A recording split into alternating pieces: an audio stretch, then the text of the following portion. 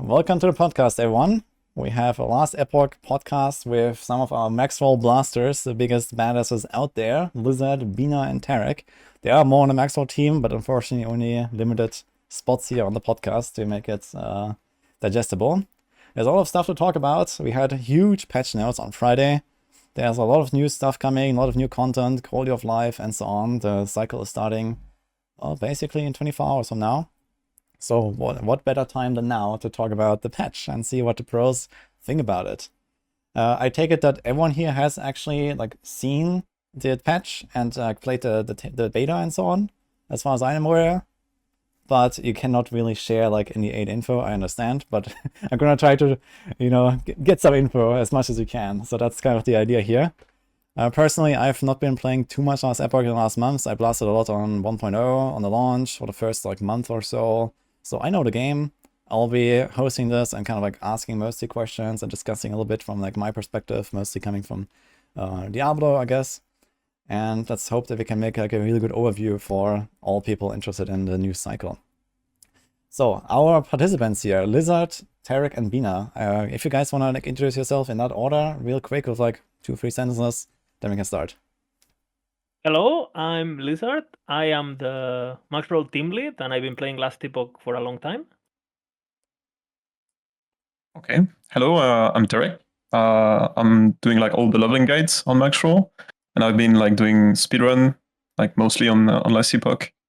So, yeah. And I am Bina, and I play Last Epoch as well. I enjoy move and speed builds and builds that deal a lot of damage and are quite squishy. So I guess Bina is writing the Ballista Falconer guides, if I get it right, huh? Yeah. So I have those ZHP variants, full DPS and minus 200% physical res, basically. Okay, sounds great, yeah. So that's kind of the stuff they got here. There's a lot of builds on Maxroll that the guys are handling, including some of the other Maxroll team members. And yeah, I've been doing a really good job there. I've already been checking out some of them. But okay, let's start with the patch. So patch 1.1 is coming, the new cycle. The big new feature are the Harbingers. So I guess we should start with that. The Harbingers, the new boss ladder. For those that are unaware of what this actually is, basically there's 10 new mini bosses and a really big Pinnacle boss that comes at the end of that.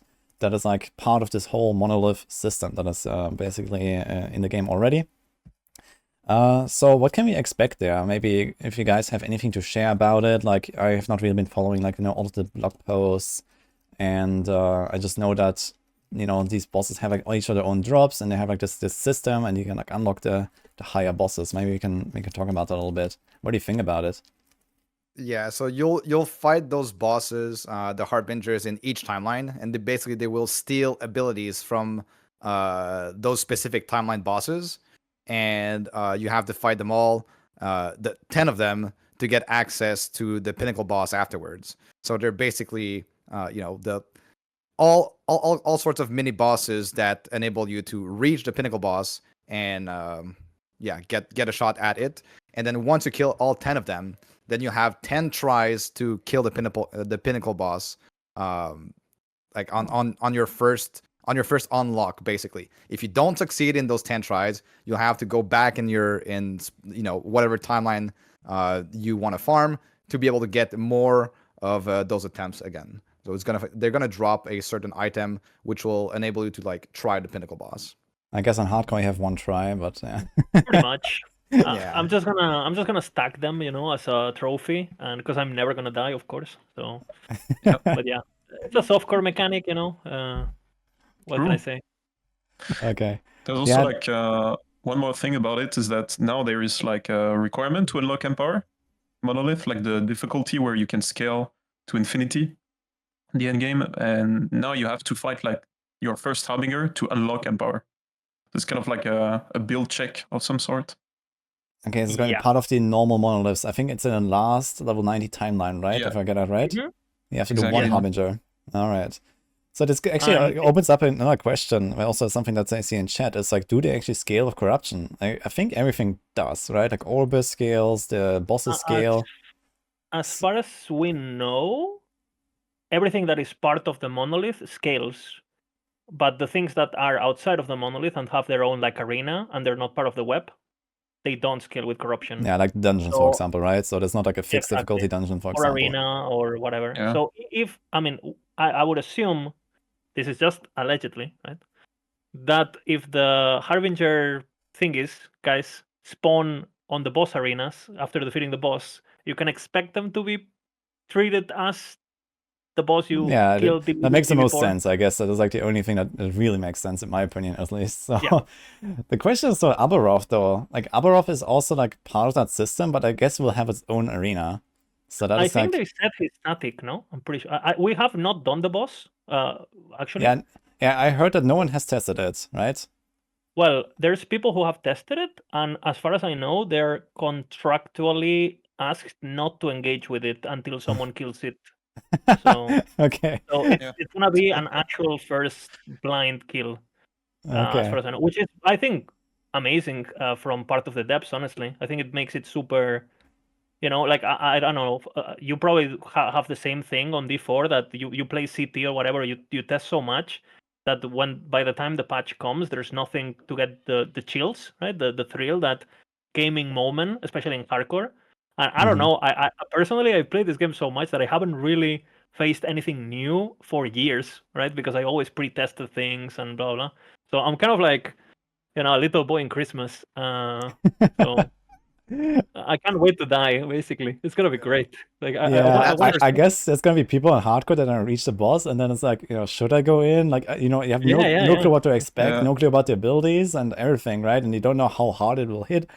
So that's gonna be kind of wild. I'm actually kind of scared of it myself.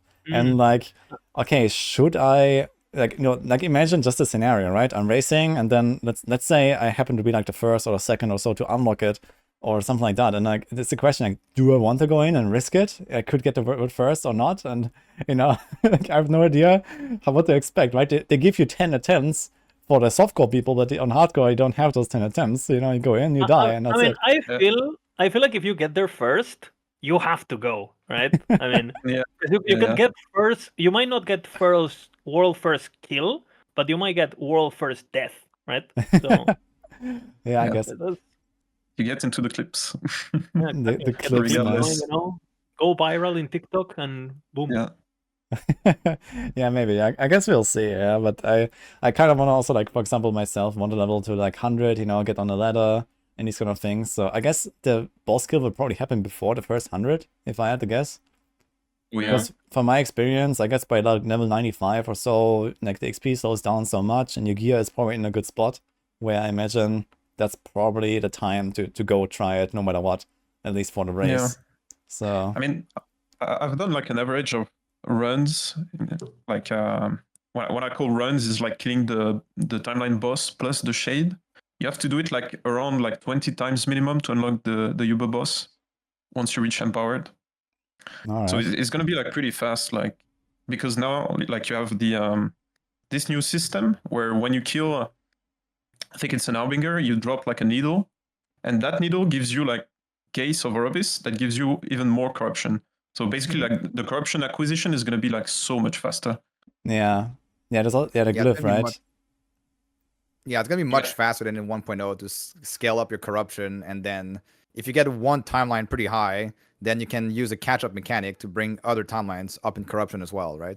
This is gonna be so interesting in corruption, in hardcore, because in reality, in last Epoch, basically, since the players are so powerful and builds are so powerful, and last patch it was even worse because all the bugs and the infinite everything and blah blah. Well, now you're gonna go fast, but going fast also means being weak. And I feel like right now in last Epoch, you never really had the chance to get weak, to face content while being weak, because progression and power creep and item drops are so crazy that by the time you're at corruption 400, time-wise, you can do 1k, and that's why people quit, right? People are like, I'm at 400, my guy has full tier 7s, what am I doing, right? What am I... Right? Yeah, and I now... noticed the same thing. The corruption grind was very slow compared to the power that he gained, at least on good builds. So, yeah, exactly. So why would I grind for, if I'm already... It sucks, right? When you never have to backtrack for a second and be, maybe I'm not ready for this. And for example, the original games, right, Diablo 2 and stuff, had that, right, where you go, oh, I'm not ready for Nightmare, or I'm not ready for Hell, because, right, and that made you think, that made you gear. And I feel like in modern ARPGs, people are so like fast that it kind of like, you kind of wonder why you're playing. And I really hope like they go hard on the difficulty of the boss, where you actually have a goal of like, okay, I'm gonna push corruption, I'm gonna do all of these things, because if I don't, I'm gonna get slapped, right? Yeah, that's actually. Yeah. Oh, sorry. No. Okay, that's like an interesting discussion in chat as well. Like people saying you will just watch the softcore Andes and do the boss first before you do it on hardcore. But the question is, do we actually expect anyone to get there before the hardcore guys, like on softcore? I think it depends, right? Because the reality is, it's not Last Epoch is not rocket science. It's not like it's not WoW, raid leading, pathing to infinity to unlock the boss first. I'm pretty much, you just go monolith. If you're in a party and you can split and you can like get, you can probably funnel the all the needles into one guy. I guess, because they're items technically, right? So everyone is dropping them. They're funneling to the host. I mean, if the softcore guys want to do that, it's just a different game. Yeah, for right? group play, I can imagine they're probably gonna get there fast. Oh, and of course, if you, to be honest, if you're not group playing, why not just start hardcore? Because in Last Epoch, you just go softcore. You always have that one try. So it's not like in other games where your character just gets deleted. So I think if you are hesitant of trying hardcore in games in general, why not just have the experience? And if you die, well, you keep playing softcore. Like, you literally lost nothing. Yeah. So I don't know. You still keep your character on like cycle. It doesn't go like PoE does in like the regular realm. You still keep on cycle, but softcore instead. Yeah. So Eberroth will be accessible to groups, right? Even for the first kill. Is that correct? Yeah, which I think it's a mistake, but well. Yeah, I also agree. There should probably be like an account found or a solo found only, like for the first kill. But I guess if they make it available to groups, then softcore will definitely do it first, and we will have a chance to see it, even as the hardcore people. But usually, like my experience, I'm not watching, bro. You're gonna go in full blind, even if it's done already. Hell no. Probably gonna get killed in the first day, actually, the first 24 hours, probably. Yeah. Especially for groups, since you can split between all these timelines, and you can just. Like Lizard said, just funnel everything into one person. Yeah, even solo, I could imagine you can get there. As long as you have the gear and a strong enough character, I guess you will be able to do it in the first 24 hours. That's my expectation. Yeah, that's my expectation as well, especially in groups, because groups, you actually have like much higher damage compared to the person per group. Like the scaling of the group is not like that hard, whereas compared to the power that you gain by being a group, like not only that, but I think obviously the game is not balanced for group play, and I don't think it should be. Like, if you want to play an RPG in a party, you will, right? It's not, and this like racing as a group for a boss, it's not an MMO, bro. Like, I don't think anyone cares, right? About personally. Like, I watch guys standing still, getting healed. It's like, all right, cool. Like, next, which again, it's impressive to see them optimize it, and that part is cool, the theory crafting of it. But the actual execution, I rather just go watch some guy going in with melee, and getting smacked. I think Condas is also gonna play hardcore. He's gonna like do like some two-handed bonk build or something, just yeah. That's gonna be fun, yeah.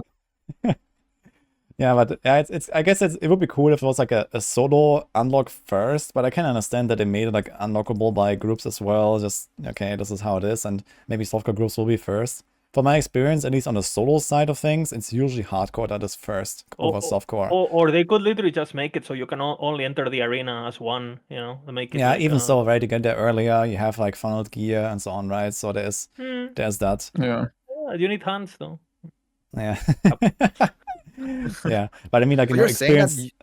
Sorry? So you're saying that usually hardcore races are like hardcore players unlock things faster than softcore? Well, that's just like my experience, yes. Like in PoE, in D4, in D3, like it's usually hardcore that always wins, yes. But I don't think it's hardcore that wins. I just think because the prestige only matters in hardcore. Hardcore attracts good players. Yeah, this is why. Yeah, it's not like, of course you have to handicap, but usually like a lot of the racers and like the tryharders, like especially the solo players, they tend to go into hardcore exactly for that reason, for the prestige, for the world first.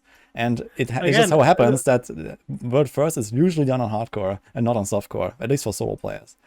Again, if you're skilled and you kind of like use why do people join races? Either it's because there's a prize, or it's because it's like they want to show they have something to prove. They just want to feel self-achievement, ego, whatever it is, right? And if you want to fulfill that, well, you're gonna go into the, you want to try to go to the Premier League. You're not gonna go to the league of your town, right? You try to do the good thing. So it's normal, right? Yes. Who cares about world first softcore of a guy who's dashing, has died 25 times on rogue, ching, ching, ching, ching, ching, and then he goes in and dies, goes again, and just stunlock the boss. Who cares? Sounds like watching a Tarek speedrun. Yeah, pretty much. Okay, guys. Hey, I'm going melee hardcore this time, okay? I'm down. Melee. Hey. Ooh. Nice. Yeah. Yeah, what builds are you guys gonna play, by the way? I'm going Warlock because it's bad, apparently, according to Reddit. So I'm going Warlock. Yeah, okay. Yeah, I'll be starting Glacier Sorcerer, mana stacking, basically. As soon as you get wrong warp, you can really, really blast. And yeah, super fast, super strong, quite tanky. I feel like it's gonna be forgiving on like mistakes that you can make, Especially with gear, I scale like really well that build now. Okay, and Tarek? What are you starting, Derek? You said melee something? Yeah, I'm gonna do a shield rush, force guard. Oh, Forge God. Giga chat build. Holy. Actually, you lose health when you use the ability, so it's like kamikaze a bit. Sounds I was perfect. so tempted to start Shield Rush, but yeah, there was unexpected change at the last time. All right, let's talk about another new system, I guess. So we talked about the Harbingers now. What about the Nemesis? So this is like the kind of like the newly introduced league mechanic, right? As far as I understood that. So the way that this works is that you find these Nemesis, like elites, or like there's like something you can interact with, and then it can spawn an elite out of that, and you can upgrade items if you fight a harder version of it. Maybe you can give us like a bit of a rundown there, and like what are the expectations? You wanted to go for it, Bina, or? Yeah, well, it's going to be absolutely insane because now you get access to the... so they're going to be a bit like Exiled Mages where you encounter inside of Echoes, right? So like kind of like random encounters, and then they will give you access to unique items, exalted items, also like sealed tier 6 or 7 exalteds as well. And a special item that can appear there is going to be the Egg of the Forgotten. And that egg you can actually put in an item that does not have any legendary potential on it, and so you can add this with the empower mechanic of those enemies. To this will enable you to add legendary potential to unique items that don't have any, even super rare ones like red rings of Altlaria or like Omnis or stuff like that. And so basically in this patch, any unique item is going to be pretty easy to get with 1 LP or even maybe 2 because you can empower them 2 times. So that is going to be very interesting. It's like a pretty massive power creep, right? It's also during leveling. Like during leveling, it's insane because you have a guaranteed unique in the 4 items that they show you after level 50. So every time you interact with it after level 50, there's always going to be a unique. It can upgrade the tiers of the affixes, and it also can give like forging potential. So my recommendation is that during leveling, you do it all the time, like literally. Not on hardcore. I'm gonna do it on hardcore. What do you mean?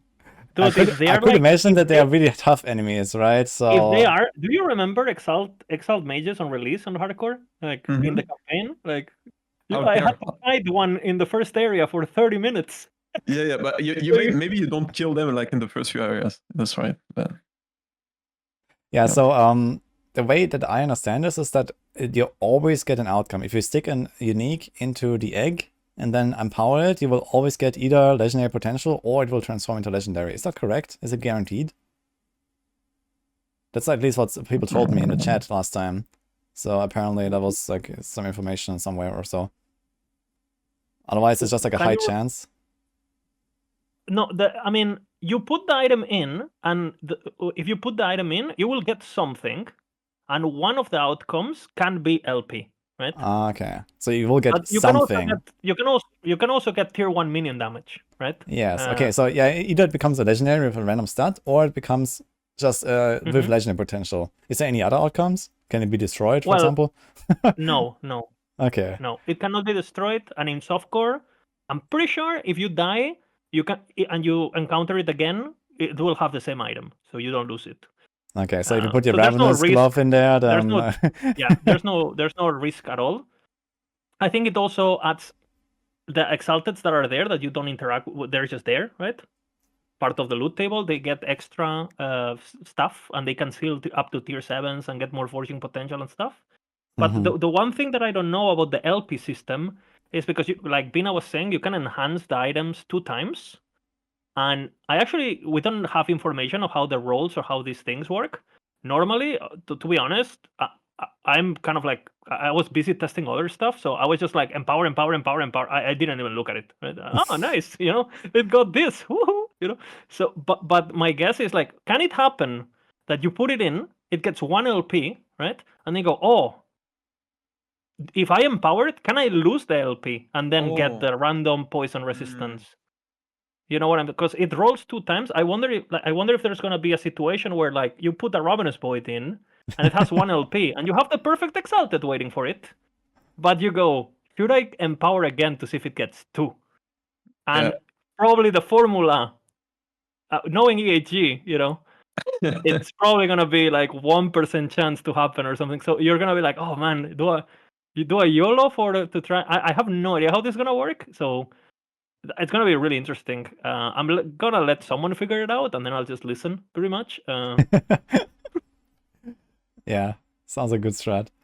But yeah, it definitely sounds like, in general, especially for rare items, like rare uniques, this is gonna be a very good way of getting them with LP or with any kind of like random plus item, plus stats, right? Like legendary stats, basically.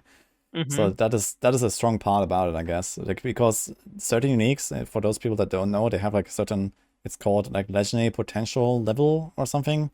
Basically, the higher the level, the harder it is to get legendary potential on a unique item. And they all have different levels. Like some of them are extremely hard, basically impossible to even get like 2 LP, while it's very easy on certain low level items. And if that is like actually kind of like a way higher chance of the egg for an outcome, or maybe even guaranteed that you get at least LP or a legendary stat on it, that sounds definitely very good for some of the higher end items. The legendary stat is guaranteed. You will get something on it. Okay. Yeah, so it's just like some random extra stuff. And even that is nice, that can easily happen to be something. It's an upgrade, even if it's 15 HP, I take it. So basically from the patch notes here that I pulled up, they have a chance of gaining LP or becoming legendary with a random affix added, right? And it will never change. Like once they've been empowered once, they will not change to something else, right? So you can't get LP and then make it legendary. Okay, so so these items will not change once they've been empowered once. But that is what's in the patch notes. And then it rolls again for the number 2, I guess, no? For 2 LP, I guess. It sounds like to me, like if you want to do the egg stuff, you only do like 1 empower for the egg, and then you fight the Nemesis. And you don't do the second round, right? You can empower it twice, I think, usually, for like maybe exalted items. But if you do this, I guess you just do it once. So that's my expectation. Okay. I guess we'll figure it out on the fly. Guys, what if the unique, because there's a guaranteed unique after level 50. So that unique, you can upgrade it. What if it already has LP? Do you upgrade it again? Like what if it drops to 3 LP, like on the window? What do you do? There is items that are rewards already. Yeah, it's gonna be interesting to see what the optimal play is. I have no idea. I think it's going to be relatively easy to figure out once the patch is actually live, and once people get to like if you see like an item that is like not really worth anything to you, you can just try it, right? Because throw it in there, or like whenever it shows up, you just see what happens basically, and then you can understand the system. And then, for example, if you go and do like your prophecies on Circle of Fortune, I'm playing Falconer, I want to get the Talents of Valor, You know, and it's gonna have like 50 of those Talons of Vados lying around, and it's gonna throw them in there every single time. And or for example, for that build, right? There's not a worse feeling than getting a 3 LP, 4 LP one, and it has +1 to dive bomb, +1 to falconry, and you just wanna like puke. And now if you find one with perfect implicit, right? 4/4, like max crit, everything. Now you're gonna be like, ooh, I'm gonna save this one because maybe I got, especially early on, right? Where like those plus levels in certain builds are incredible. And it kind of like gives me vibes back to like D2, no, where not the best items were not always the most apparent ones, where you would like look for bases and look for things like that, right? Or just corrupting in PoE, right? Like the fact that you have duplicates and just like YOLO, let's see what I get. So it's gonna be great, especially for SSF, you know, like. Yeah, I mean, so like personally, I've mostly played, actually, I exclusively played COF so far. So I was mostly on hardcore. There's not much trade going on there, so Merchant's Guild kind of didn't make sense at all. I didn't actually play Merchant's Guild at all, and they did buff Circle of Fortune now. It seems like Circle of Fortune was definitely a bit behind compared to like the trade that just enables you to get so much high-end loot really soon.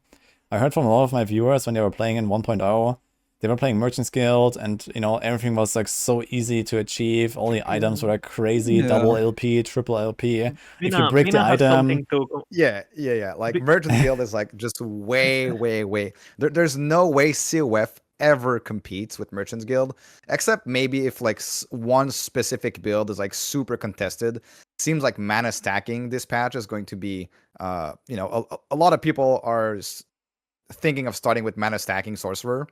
Like probably those idols are going to be easier to get on COF than MG early on because they might be super expensive. The double mana, ones. Like overall, MG is just like way better. If you want to get started with any build, basically, most tier 7s will cost a little bit of gold, but then you go tier 6 and it will just cost 0 gold to get, you know, a full set of like perfect tier 6 with all the correct stats in all the right places. And so for the same amount of time played, I think just there's no way like COF competes with MG ever, basically. It's gonna be very interesting actually to see this, because again, similar to the discussion of hardcore, like most of the veterans were choosing COF because, you know, it's kind of like more you do your own thing, your own stream, you know, it's kind of like your own path. So there was actually, in my opinion, right, very few veteran people playing the market. One of them was Bina, for example, and the people or the group, you know, Empyrean and Snap and these guys, and these people who kind of knew what they're doing and understand RPGs, these people basically dominated, right, completely. And for example, I remember Bina bought a 4LP ring day one for 0 gold because the person who sells it thought he would get more XP that way if he sold fast. And I'm not trolling. There's clips, okay? I found 2 4LP items the entire time I was blasting, like, you know, really hard for like 1 month straight. I remember I actually used one of them. It was a ring. It was a hollow finger. The ring. Yeah, exactly. There's still quite a bunch of like 4LP items that are being sold right now for like maybe like under 1 million gold, you know, like It's like also, if you play anything that is off meta just a little bit, you can completely overgear your character. Like, there's this meme, right, with if you want to play melee, just go merchants because you basically get free 4LP items because no one's playing melee and stuff. But for example, sorry. No, I was just going to say, like, you know, someone was mentioning right now, MP with he had like this. I think he had a 4LP chest, this Rune Master chest. Yeah, the Runic Invocation. Yeah, exactly. Fundamental Criterion, for like 50k gold or some shit. Yeah, that's just absolutely crazy. Dude, at some point I thought the depths were like trolling people or something. Like this has to be like a dep or something, you know? But no, they're humans. They exist. Yeah, yikes. It's also I'm super curious as someone who doesn't play MG. I'm gonna be super curious to see how MG develops now that the player base has learned a bit, right? And they're a bit more informed because there were so many people who were new to it, to the UI, to the game, to everything, right? People didn't even know what LP was and they were selling it. Now they know, right? And the returning players, most likely the returning players, because I think the player count is gonna be lower, they're probably gonna be people who actually kind of invested more than getting to level 70, right?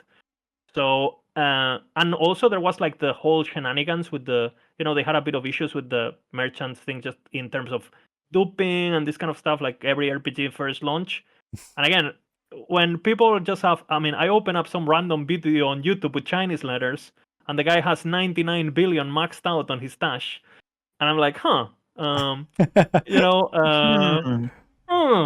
I see. So again, if they fix all of this, which in theory is fixed, right?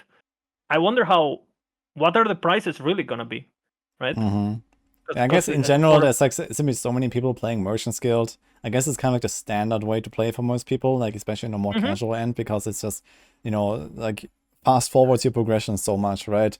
Like if you want to play a certain build, you go to Maxroll, you check out the guide. Okay, this. I'm gonna buy it for a few million. Boom, right? You have some decent setup. You don't have to grind your stuff, and it just seems like the way to play for most people. And I get it. It's fine that this is like relatively easy, I guess. Gives a lot of people like kind of like a way in for like the meta builds, the high end stuff. But for example, COF is still there for like the blasters that want to like have fun finding their own gear, and also for the races, for example. COF is the way, because who are you gonna trade with, right? If you want to try to get world first, there's no one that you can trade with because you are supposed to be the number one, right? So what chat is saying is also true, right? Because chat is saying, well, especially in this season, where again, they're releasing on the middle of the weekend, or the middle of the week. The patch. It's great. It's a great patch, but it's not the 1.0, right? And there's PoE, there's Elden Ring, there's all these things floating around, Torch like this. That PoE is in 2 weeks. Like, are you gonna, like if you want to rely on yourself? I think merchants, how life is gonna be. How many people are, I don't know. Like, I feel like I don't like depending on how many people are gonna play too. I think either way, like these items gonna float around and you'll buy them, if you keep playing. So I guess that's not really the big problem. But of course, the more people are there, the more people find like crazy loot. You have a higher chance to snipe some good stuff. It's just how it is, I guess. Absolutely. Yeah. And if you're someone who just wants to go in, chill, you don't want to learn all the systems, you just want to blast, save time, like people are saying in chat, right? Just save time, you work, you just want to go in, play a build that look good on YouTube and just have fun. If you don't go Merchant's Guild, then what? It's perfect for you. You can literally at level 1 buy full tier 20s, right? Like rares.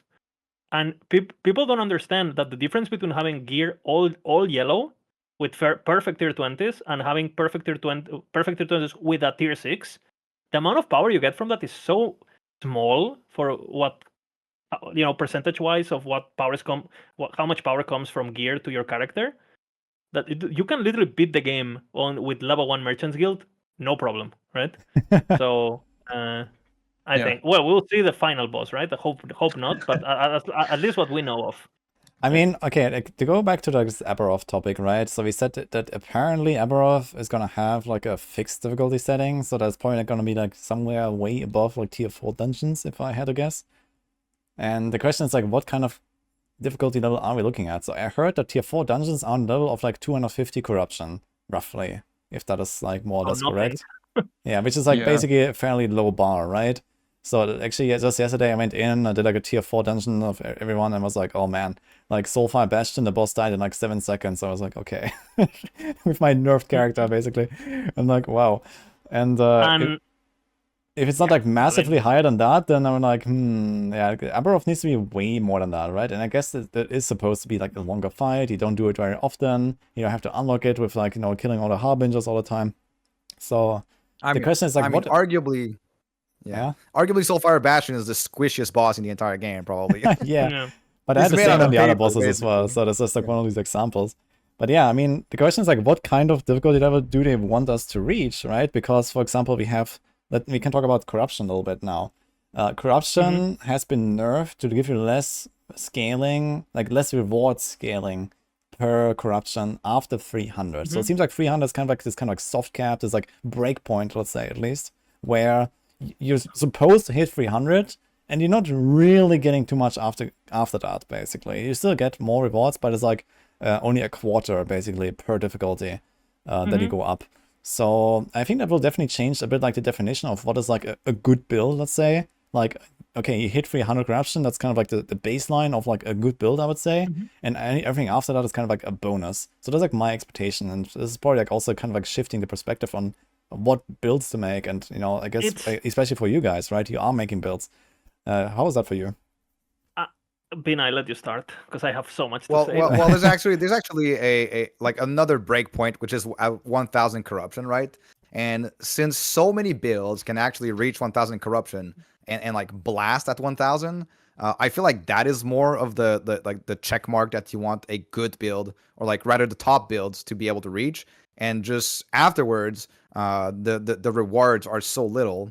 The scaling is so little in terms of experience, and that this means favor gain, especially if you're COF. So, this patch has actually nerfed COF quite significantly, because if you were able to go into super high corruption, which they nerfed most of the builds that were able to go, well, this means that you get way less favor. Way less favor means way less prophecies. Way less prophecies means way less loot, right? So I think 1,000 is more of the breakpoint, because there's so many builds that can actually reach 1,000 and just be comfortable there, assuming that you have proper gear and like a proper setup. So 300 is like absolute baseline, basically. Like anything in the game can pretty much blast 300. Even the worst skill in the even the worst skill that is like the least used can probably do it. And I think the devs are equally worried about things that are going past 1,000 and things that can't get to 300. And I think at the moment, from my conversations with the devs, they're almost more worried about those than the tops. Because if someone who's a degenerate like me goes and plays something OP and pushes to, he just spends 50k hours playing one character, it doesn't really affect the people's experience of the game. But what is very bad is you have like Timmy69, who loves playing minions or skeletons, goes in and he gets stomped, right? So they need to make sure that, that bottom like level of experimentation for people who are new to the game is not super, in PoE has that problem, right? Where like if you like, which again, it's kind of been artificially created if you ask me, but whatever. So yeah, I don't know. I feel like the devs keep saying they want to balance the game about 300, and we always like, if that's what they're aiming for, well, we're getting there compared to last patch, but it's it's the Lulu, so yeah. Yeah, because there's too many builds that are just like, I was gonna say too powerful. It's not that they're too powerful. It's how the balance of the game is at the moment. 1,000 corruption is reasonable to reach on like a lot of builds, like really a lot of builds. So, and it's getting easier and easier to push corruption, right? They've changed how the Gaze of Orbis work. So they give like a static amount of corruption now. You can only consume 4. You don't lose them all. You only lose 1 if you do die. So for softcore, that is taken into account, right? We've got the needles. So getting 1k is going to be pretty easy. And then afterwards, all you get is maybe like a small chance of extra LP on your uniques. You get more loot drops. So if you can keep the same pace past 1,000, it's still worth it if you want to push. Yeah. But it's not as great as it was before. This is an entire topic, because for those who don't know in chat, what used to happen is that people think they're doing these corruption caps because LP level was getting out of control or something. That is not the case. What happened is that people push corruption, and they could like do things, for example, like resetting a beacon map over and over, because the favor is scales on kill, right? And you could cap your favor on COF if you were at 2,000, 3,000 corruption in like less than an hour, in minutes if you were at 5,000. And then you would go and spend 1 hour rolling prophecies, and that's how you get the crazy gear. So what they're doing is basically, if you go past 1,000, you're basically not going to make any more favor. And because you get favor by killing enemies, it's going to be, this is our theory, right? It's going to be way more efficient to be giga fast at 1,000, so you kill more enemies per minute and per hour with good AoE, with clear, with speed, that going with a giga tank, slow as fuck build, because again, you watch these 5k gameplays in YouTube, and it's like, okay, waiting for Flame Ward, stunning everything, and like a single echo is 10 minutes. It's like, all right, that was entertaining. And I feel like they really want to make sure that people they don't want to time gate it like in Rifts and stuff, where time is a pressure, because pressure can feel bad if it's not managed properly, but they also want to make you. They're kind of like showing you the way, or what is their vision for the game. They don't want you to go high. They want you to stay there and be fast. I think that's our theory, at least. I don't know. Yeah, if I you mean, guys agree. I guess it makes sense, right? Like last Epoch combat, if you like break it down to like what the monsters do, what you do, it is not very complex. It is not very like well designed, I'd say, in the sense that you can't really have like really cool long fights against individual monsters, right? So there's no like back and forth. It's just like, okay, the monsters run into you and you either blast them down or they kill you. Kind of, that's how it works, right? Yeah. So there's no like, okay, now we have evade roll, for example, but there's no like this really like back and forth and like you dodge this and then you come back and do like a combo or something. So yeah, I guess I could imagine that at like a high level where monsters become really, really tanky, it kind of breaks down and it becomes unfun. So keeping up the pace is a good move there. Yeah, I think so. I don't know. Yeah, I think like, it's so, like- such good changes. It's like, actually, they nailed it, I think. Can you reiterate real quick, like, okay, what happens exactly at 300 corruption and the 1000 corruption? Okay, so the important one is the one that happens at 1000. So basically, the equivalent of gaining past 1000, 100 corruption last patch. So going from 1000 to 1100, it would be numerically the same as going from 1000 to 1005. Oh, so that's it's like a nothing, 95, basically. yeah, it's a 95% reduction past that. So basically, if you're at 2000, it would be like being at 1050. So it becomes basically almost just like you're doubling the difficulty for a 5% nothing burger, right? I guess it will be still kind of like this prestige part of it, right? Where it's like, oh man, I can do 2000 or I can do 3000 or something, like some super broken build. The prestige thing in softcore, like again, it's cool. Like again, don't get me wrong, but you watch someone who's streaming at whatever 1000, they open up the web and half of the web is blurred out because they died.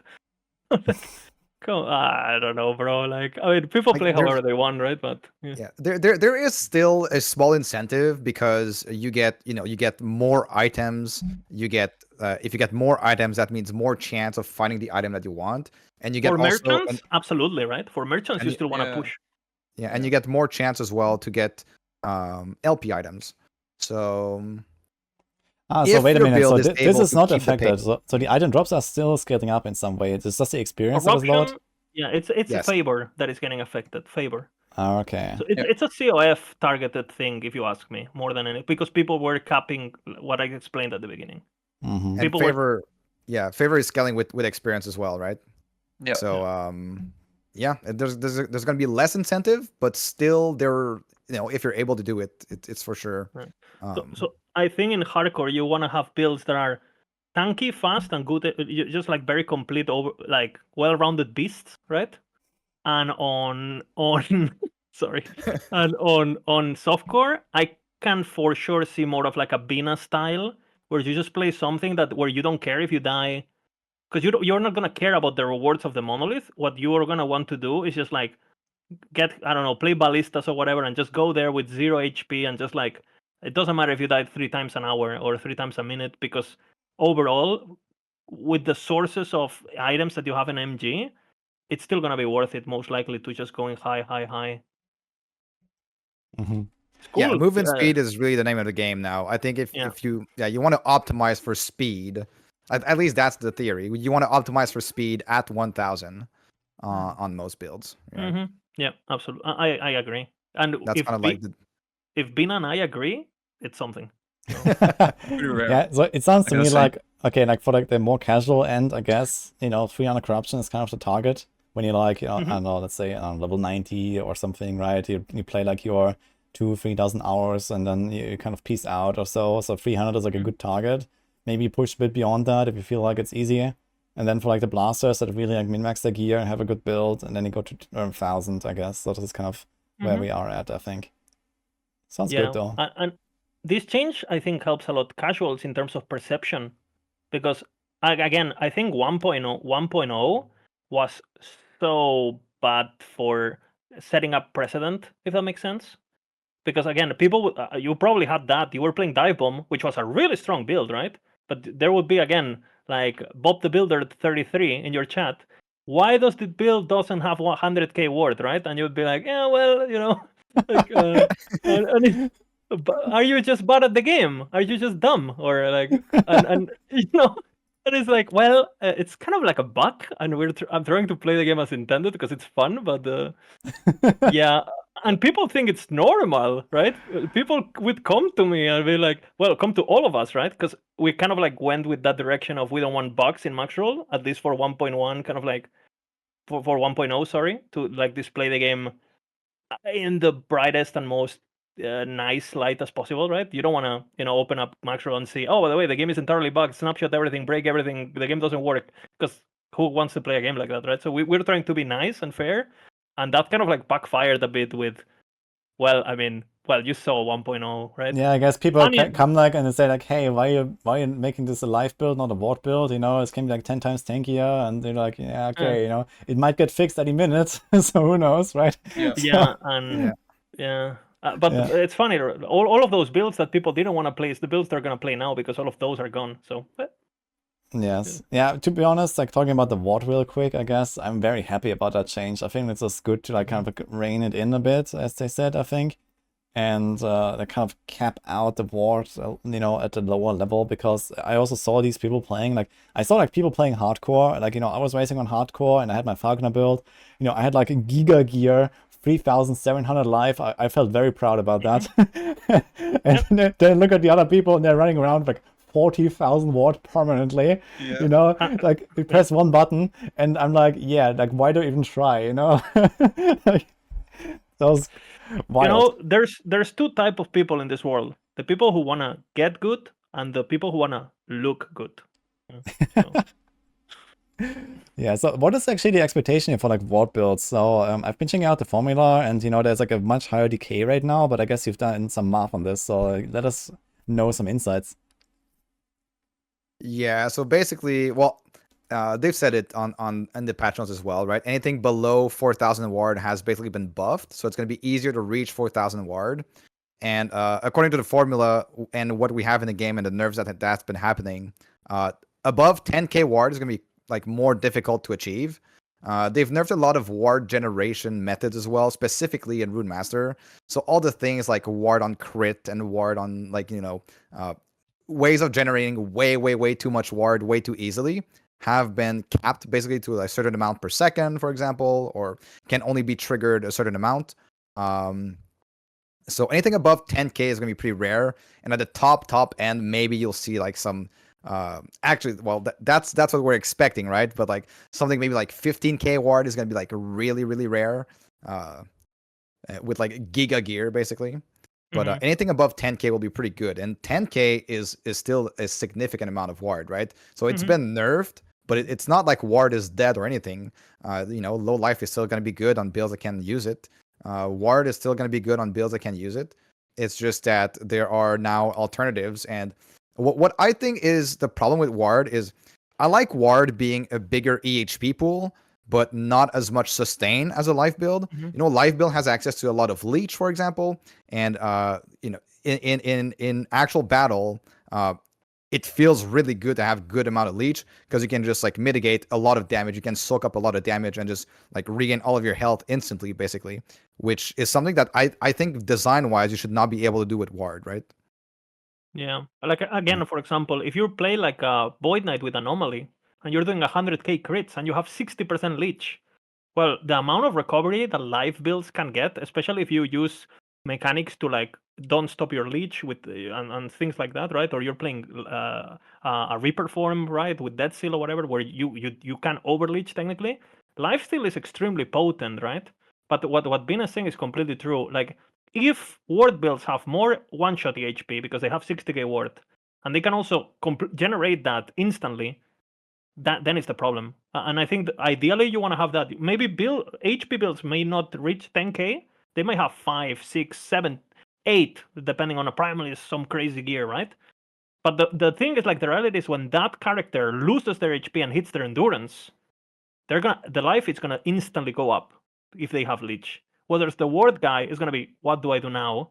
Unless you're playing very specific generators like Glacier and things like that, who are gonna be outliners this patch for that same reason. And Yeah. what Bina was saying too is like they have actually buff ward on the lower end.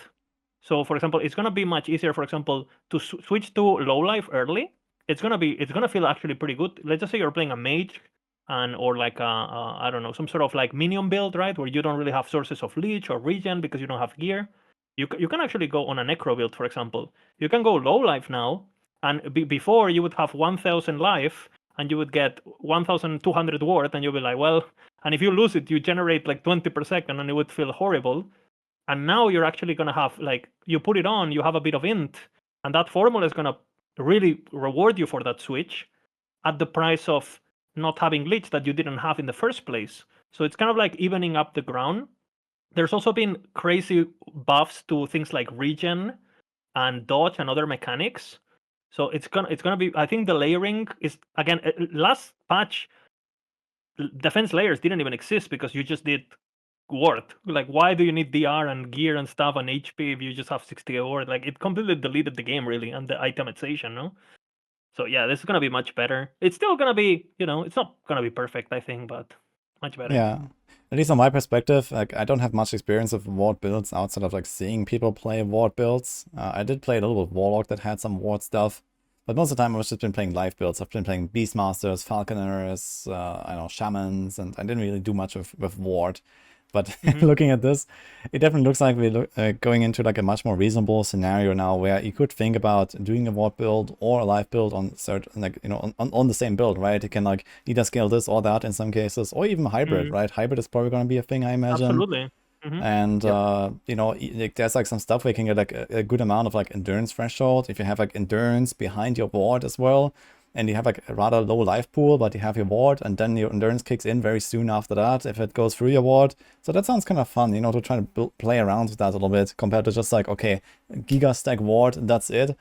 It does sound a lot more interesting now.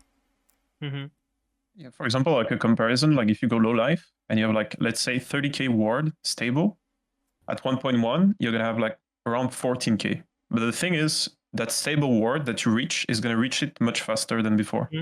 Yeah.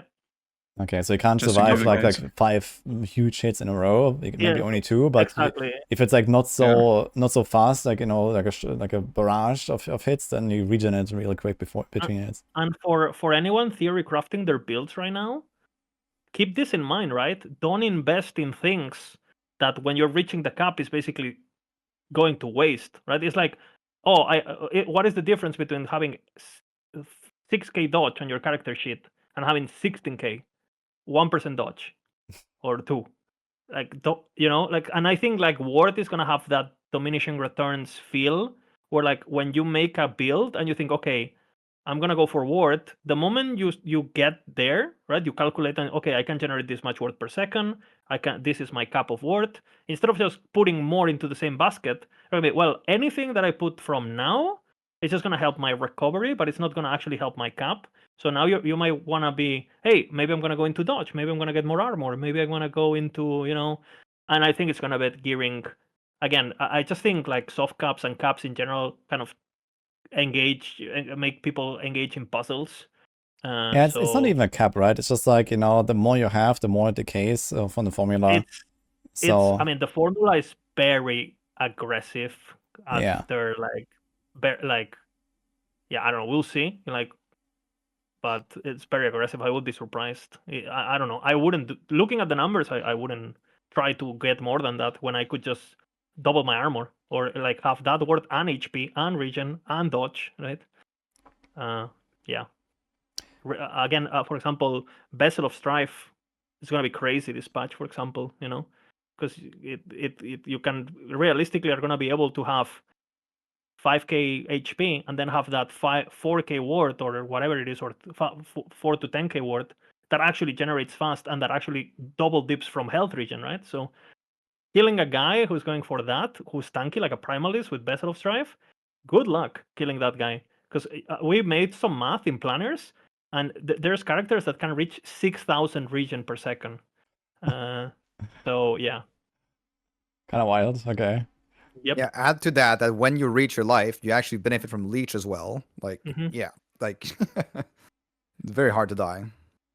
There's Which build is that? the new helmet. Werebears that can go regen. So anything that can build regen can do it, but we have specifically a werebear that can do that, and it's pretty crazy. It's not the fastest build, but you ain't dying, bro. On the aftershock druid. Mm-hmm. I think It's Bina gonna wanted to be- say something. Or Mhm. what was that something? No, I'm good. I mean, Alright. it's a really tanky build. Really, really tanky. Okay. Maybe to stay like in this balance discussion a little bit, like I have seen that there were like a lot of updates to like masteries, like people talk about Sentinel, Forge Guard, etc. So there was like a lot of stuff in the patch notes that personally I didn't understand too well because I have not really played much Sentinel myself. I'm more like a rogue guy, and you know I've done some Beastmaster and these kind of things, but I have not played like everything in the game personally, so I can't really chime in too much. But are there like any like real big swings, any big surprises, something for people to like have generally an eye on, I guess? What shifted the most? That would be cool to hear about, since you have also been working on the builds. We can maybe go class by class. Yeah, we can do that and as kind of well. give a bit of a heads up. Yeah. So Bina, you want to start with Sork and Rune Master since you are. Well, Sork got huge buffs basically, and Rune Master got huge nerfs. So Rune Master used to be the better Sork. Essentially, you didn't really have a good reason to go Sorcerer, except if you wanted to use Meteor or some of the skills like specific to the Sorcerer. You had more cooldown reduction. Like the entire passive tree was just like way better on Rune Master, and now they gave a real identity to Sorcerer. They gave it the Mana Stacker identity, and it's going to be good. It's going to be really, really good, and it's no surprise that like a lot of content creators are getting hyped over like Mana Stacking Sorcerer and doing some Static Orb stuff, and then it has huge damage potential. It has huge tankiness potential as well. With Lost Knowledge and Mana Stacking just go so well together, which will can you explain it what ge- Lost Knowledge basically is? yeah, and Lost Knowledge is a node in the sorcerer tree which it generates ward based on your current mana. For example, that's why Glacier is so nice, because Glacier can generate mana on crit, so it's auto sustainable. Basically, it's like mana neutral. It can even generate mana once you reach a certain threshold of mana, which is going to be about like 1200 mana this patch. And afterwards, it's just like every single cast gives you more and more and more ward per cast. So you stack cast speed, then you stack mana, and then you win the game. Yeah, you right? go to town. Yeah. Yeah. That doesn't So- mean Rune Master is bad, right? Like Rune Master, there's still gonna be good Rune Master builds like Plasma Orb and the classics. It's just like, again, if people go in with the mentality of where is my 60, 100k worth, yeah, maybe you have to kind of like look at the game a bit differently. And whenever you see that, just know it's gonna be gone eventually. It's just not part of the vision, right? And I really like. Yeah, I want to chime in that, so that I really like how Rune Master is right now, because people who go Rune Master will actually want to play, a Rune Master build that uses Runic Invocation, right? You will want to play a build that deals damage with it, probably. They will not only go on Rune Master to benefit from the 30% DR from Cold Fire, Cold Invocation, which was the main reason why everyone went there, because, I get 30% DR for free and a lot of ward generation. Like, okay. no So comment. yeah, so it's really nice that they've been separated towards, if you go Rune Master, you'll probably play a Runic Invocation build, and then if you play Sorcerer, then you might be like a big spellcaster and whatnot, and Mana Stacker one. And I think the community as a whole is overreacting a bit with Rune Master, not because especially because Rune Master is next to Sork, right? So it's like, I lost this, and this guy even so it makes the gap seem bigger than it actually is. I think, like they're both things are gonna have pushers, and they're both gonna perform. But Rune Master is gonna be a bit more niche, like Bin is saying, which is probably a good thing, right? And yeah. I mean, it is a very special mastery in how it works. Like, I like the idea of it. Like, personally, I'm a big Invoker fan from Dota. That was my favorite hero, and this is like where it's inspired, I suppose. I'm not sure if the devs have said that, but it definitely looks like. Yeah, okay. Yeah, and I mean, if like just every mage just goes Rune Master because he gets like some free buffs on board, that sounds also kind of stupid, right? So it's good to have the sorcerer kind of stand alone with other masteries and stuff like that. So that's kind of cool. And for sure, Sork is gonna get some adjustments, But I think a lot of the things that are gonna break Zork are not necessarily gonna be the passive tree. It's gonna be things like, for example, a lot of people are theory crafting with Static Orb because it has this node that basically allows to infinitely scale based on your total mana and its mana cost and stuff. So I mean, in ARPGs, anything that is infinitely scalable normally breaks, right? What the reality is, like, people are gonna go in, they're gonna go in Merchants Guild or whatever in group, they're gonna build 4,000, 3,000 mana, whatever. They're gonna go in and they're gonna one-shot things with shotgun, static, or bajillion mana cost things. But the reality is, like, the devs have limited times and limited resources, and they're more worried about this, like, underperforming things. And a build like that, if you have played this game before, you just know that if that gets too popular and then gets the attention, because they're focused on other stuff, they're just gonna go in and they're gonna be okay, up to 100 max damage and call it a day.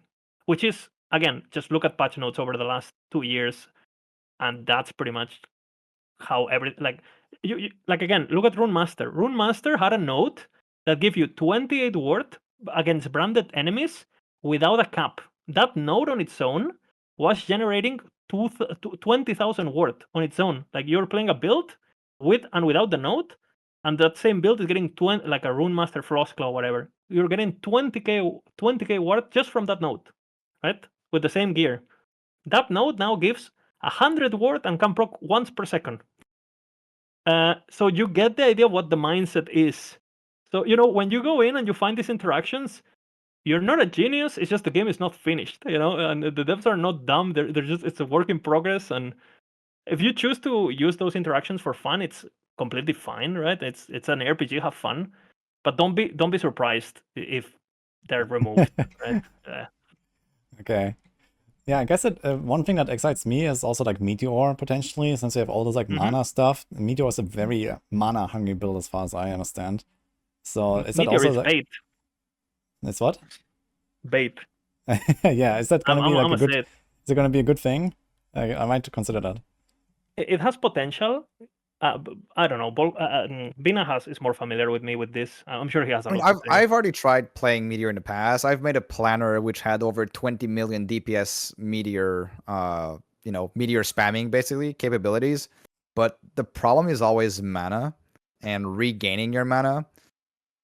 Like, with insane gear, if you can one shot by just spending all of your mana, sure, it's gonna be fine.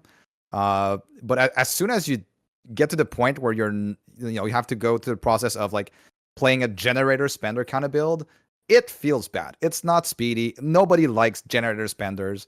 Like I would just rather spam Glacier all day. Glacier does a ton of damage, by the way, but like, I would just rather spam that all day and be consistent rather than go with a generator spender, right?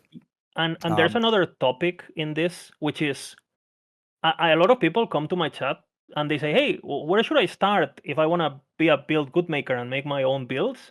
And I always give the same answer. It's like, in order to make good builds, you got to know what the game asks from you. Because if you make a build that has a lot of something that the game doesn't care about, then your build is, you're just basically throwing the dice and say, oh, nice, I land on the right thing. So again, like, I feel like a lot of people who are theory crafting around this big one-shot, amazing 20 bajillion DPS, what if you already one-shot with 1 million DPS?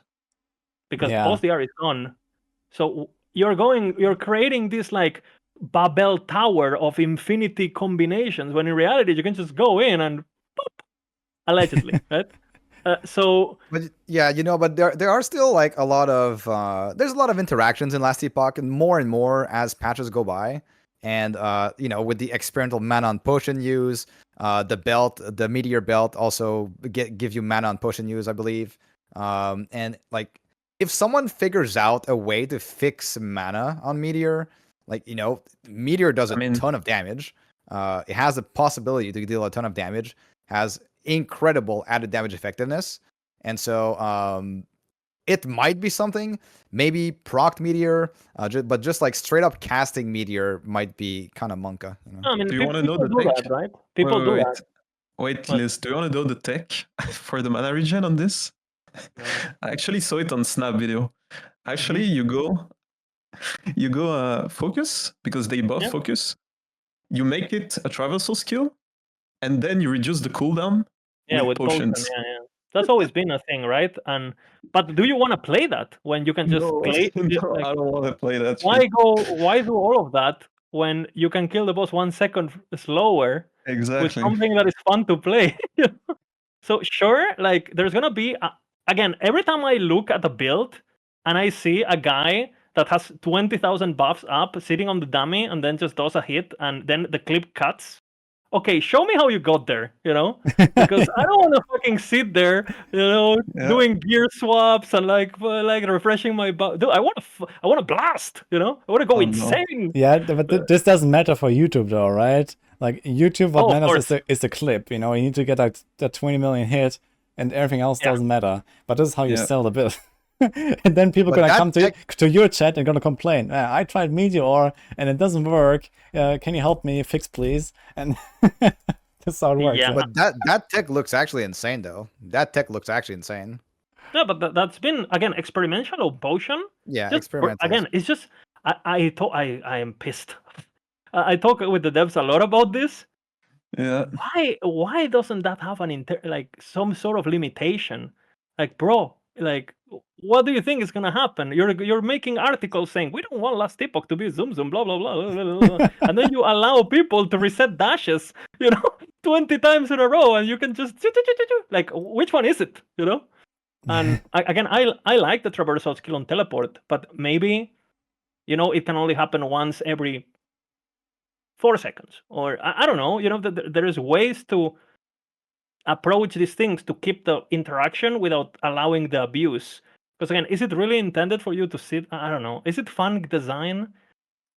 For me, it's not. Right? Fun is important, I think. So I don't know. Okay, yeah, I think we talked enough about mages and meteors now. Let's talk about sentinels, and especially ForgeGuard, I guess, has these probably the most updates here. But anything else that comes to mind? Like, let's talk about that class, and like what is going to be the big change here? Like, what are the builds?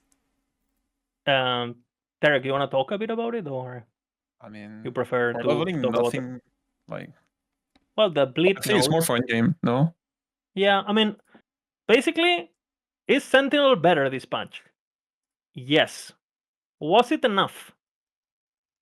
Probably not. Right? But That again, was kind is of it? my impression too, to be honest. Yeah, I mean, but again, I think it's on a really good place if all of these things that we talk about, like the Bajillion Wards, the Healing Hand, all of these things were not in the game. I feel like if they didn't touch ForgeGuard and they just like fixed these outliners or other Sentinels, it would be kind of fine. But again, when Sentinel has 10% damage reduction in the entire tree, right? And then some developer decides, hey, what if Sorcerer gets Lightning Aegis 25 DR, Flame Ward 30, 40, 30 DR, Runic Invocation 30 DR? Yeah, we have a problem, brother. And it's like a numbers thing. And yeah, it's kind of weird that Sentinel is the squishiest class in the game for the majority of builds, and it just, if you don't go block, you're basically paper, right? And yeah, I don't know. I would like to see. Basically, the problem Sentinel has too is that a lot of the layers of defense that allows it to be tanky are not melee specific. Like you can have 100% block while being ranged. You benefit from damage from enemies nearby when melees dash into you being ranged, right? All of these things that make you tanky, you can have them while being ranged. So I think the key is to like balance the game in a way where like if you choose to be ranged, you have the advantage of being ranged. Therefore, there should be a penalty. You either do less damage or you're less tanky or both, right? And that's just not the case at the moment. And I think it can be achieved with very simple things. For example, a very famous item, Titan Heart, right? It's this chest piece that gives damage reduction when you're wielding a 200 weapon. Melee I love weapon. that one. I love that one. I love that one too, but staffs are melee weapons because they have melee damage. So in reality, it's a melee item that casters are using too. So and that doesn't quite happen the other way around, and it's just kind of, I think they gotta DR as a whole. The sources of damage reduction are just kind of like crazy. But now I can wear 2 shields. yes, that build is gonna pop. That build is gonna be sick, bro. Like, Yeah, there's a Yeah. new, for those that don't know, there's a new unique item that is a one-handed axe that looks like a shield that has block on it, and you can do some really funny stuff with it, I'm sure. yeah. I mean, to be honest, if you go for a build that itemizes on the buffs, you're gonna have a good time on Sentinel, right? For sure. Like again, all the shield stuff, like shield bash, shield rush, the minions on Forge Guard, all of those things are gonna be good. But again, when you compare yourself to a glacier, like zooming around with fucking wrong wrap with 200 movement speed and 10k ward and stuff, yeah, maybe you wish you, yeah, you know what I'm saying? Yeah, it's just, yeah. I mean, but melee got much better though. I think it's gonna get much better. But Wait, Liz, what do you think about the buff management on Sentinel? yeah, that's another thing. We Tarek and I actually talk a lot about this. How like Void Knight. What you want to talk about it, Tarek? I feel like I'm Yeah. talking a lot. Basically, like Void Knight is the biggest noob trap for leveling, because people see, oh, this shiny like Void Knight fantasy and stuff, so they go and they try to build it. But the reality is, it's like a class. If you wanna be efficient with it, you have to maintain like 3 or 4 buffs all the time, like every 3 seconds. Like it's it gets crazy. So it's actually probably one of the hardest class to level with if you want to min-max it. Yeah. It's kind of like a noob trap, like Tarek is saying. You think, oh, it's so cool, Echo's thing, and then you have to refresh your sigils, your anomaly every 4 seconds, volatile. Yeah. It's just like so, and then you could just like glacier, and you don't Yeah. have. How There's- does Sentinel have more mana problems than casters? Like, it's like, Yeah. I don't know, bro. Like, I remember there's a new unique ring that gives you like these automatic Mhm. sigil casts now. Is that actually going to be something to like make that a bit easier? I think it's gonna be. I mean, on paper, that ring is you're nerfing yourself, right? Because Yeah, you're it sounds giving like up it's mostly ring- a convenient item, right? So it's probably like, Exactly, intended to not be very powerful, but for the purpose of making like some chill, I don't know, warpath build or whatever, right? Like where you just like spin the Personally, wind. I think it's worth using, unless you are doing some sort of like double red ring setup with super good gear, right? Like the quality of life, the difference between playing a Sentinel where you don't have to literally look at your sigils and having to look at your sigils, it's like playing a different game. It's so enjoyable, allegedly. So it's gonna be great. It's gonna be amazing. I'm dreaming about it, and I get excited just thinking about it. It's great. Yeah, I mean, everyone loves a good one button build. So the less button you want to like you can actually press, the better it is. No, especially Yeah. since like with the new Yeah. like speed meta, which is developing, right? The thing is, on like Void Knight is like the more damage that you get from pressing the button is so huge. Like you're basically like doubling or tripling your damage. So if you don't do it, you're actually like crippling your own damage. Like it's it feels so bad at the moment. Yeah. Also, TLDR on Sentinel, better, yes. Probably not enough, especially when it comes to QL. I think QL is the biggest problem it has, honestly. Like the entire class. I just think, yeah. I mean, the thing is, like, there's no in between, right? Last Epoch at the moment, it's in this place where, for example, you're playing a rogue. You played Shadow Daggers, right, before, or Yeah. Dive Bomb or whatever, and you play these builds, and from level 1 to level 0, they're smooth, right? You don't have to you have to manage your mana. You have to be a bit careful with spamming certain abilities, but you don't have to be like, oh my god, I'm minus 70 mana again. I'm gonna vengeance, and yeah, it needs quality of life, in my opinion. Why does a melee attack for a Sentinel that traditionally doesn't even have mana, this class, right? In a lot of games, is cost like to cast a melee. I want to cast Erasing Strike at level 1, and it's 50 mana, and I have 60. Like, and it hits for 2 base damage. Like, Glacier hits for 80 on the 3rd explosion at level 1. 2 to Okay. 80, and it has 3 explosions. Okay. Like, you know, and But- it's just kind of, yeah. But there are Yeah. some really cool new unique items, like this whole like Harbingers theme, right? Like there are a lot of Mhm, yeah, items that yeah. seem definitely like designed for Void Knights in particular, or Sentinels overall, like a lot of uniques that they've introduced. There is 30 new uniques, and I feel like half of them are for Void Knights. So that's my Yeah, impression. a lot of the two-handed weapons seem pretty cool. There's going to be a lot of fantasy builds, we call them. What fantasy means is that items that might not be super cool, super amazing in terms of power numerically, but they're going to be super cool to watch. For example, these spears that cast ice, ice, kind of like bow mage for spears, pretty much. You're going to have like all of these new maces and world splitter, which is this axe that's going to give you basically, depending on what ability you use, almost like full screen AoE at the cost of obviously DPS, right? And yeah, it's gonna be good, you know. Overall, the new items are good. Everything is good. It just needs a bit more help, you know, on certain things, based on the rest of in comparison, you know. But or something as simple as that, right? For example, you play a Sentinel. How do you get haste if you're not a paladin? Like early on, right? Yeah, I guess You- there's you- also like certain mechanics that are more, you know, favorable on some classes than others, right? Haste is not something you would expect like a big guy with a shield to even have at all, right? But because every other class has it, the reality is you're playing rogue, which has at level 3 shift with 50% movement speed buff and haste on the tree. So it's basically 30 plus the 50% from shift plus the low cooldown plus the 30. You have 80% movement speed at level 3. You know, like, well, level 10, whatever, when you unlock the haste, right? And then your Sentinel, boom, boom, boom, boom, boom, boom, boom, boom. I don't know, bro. Hey, Lizard, that's the fantasy. You're a sword and board Yeah. character. You can't go fast, okay? Let the rogue go fast. I want to be like Guts from Berserk. I want to go insane, you know. I want to go in, whatever. Yeah, we can talk a little bit about the rogue now. So since we're already kind of like leading into that discussion, so I saw that there was not really that many changes. I mean, okay, some nerfs to like the Falcon stuff, etc. Okay, so Falconer is a bit down, but still looking really strong. But there's mostly a bunch of marksman changes, and at least for the passive tree. And I'm like, okay, like, is anything really gonna come out of that? Is that enough? So how's the situation there?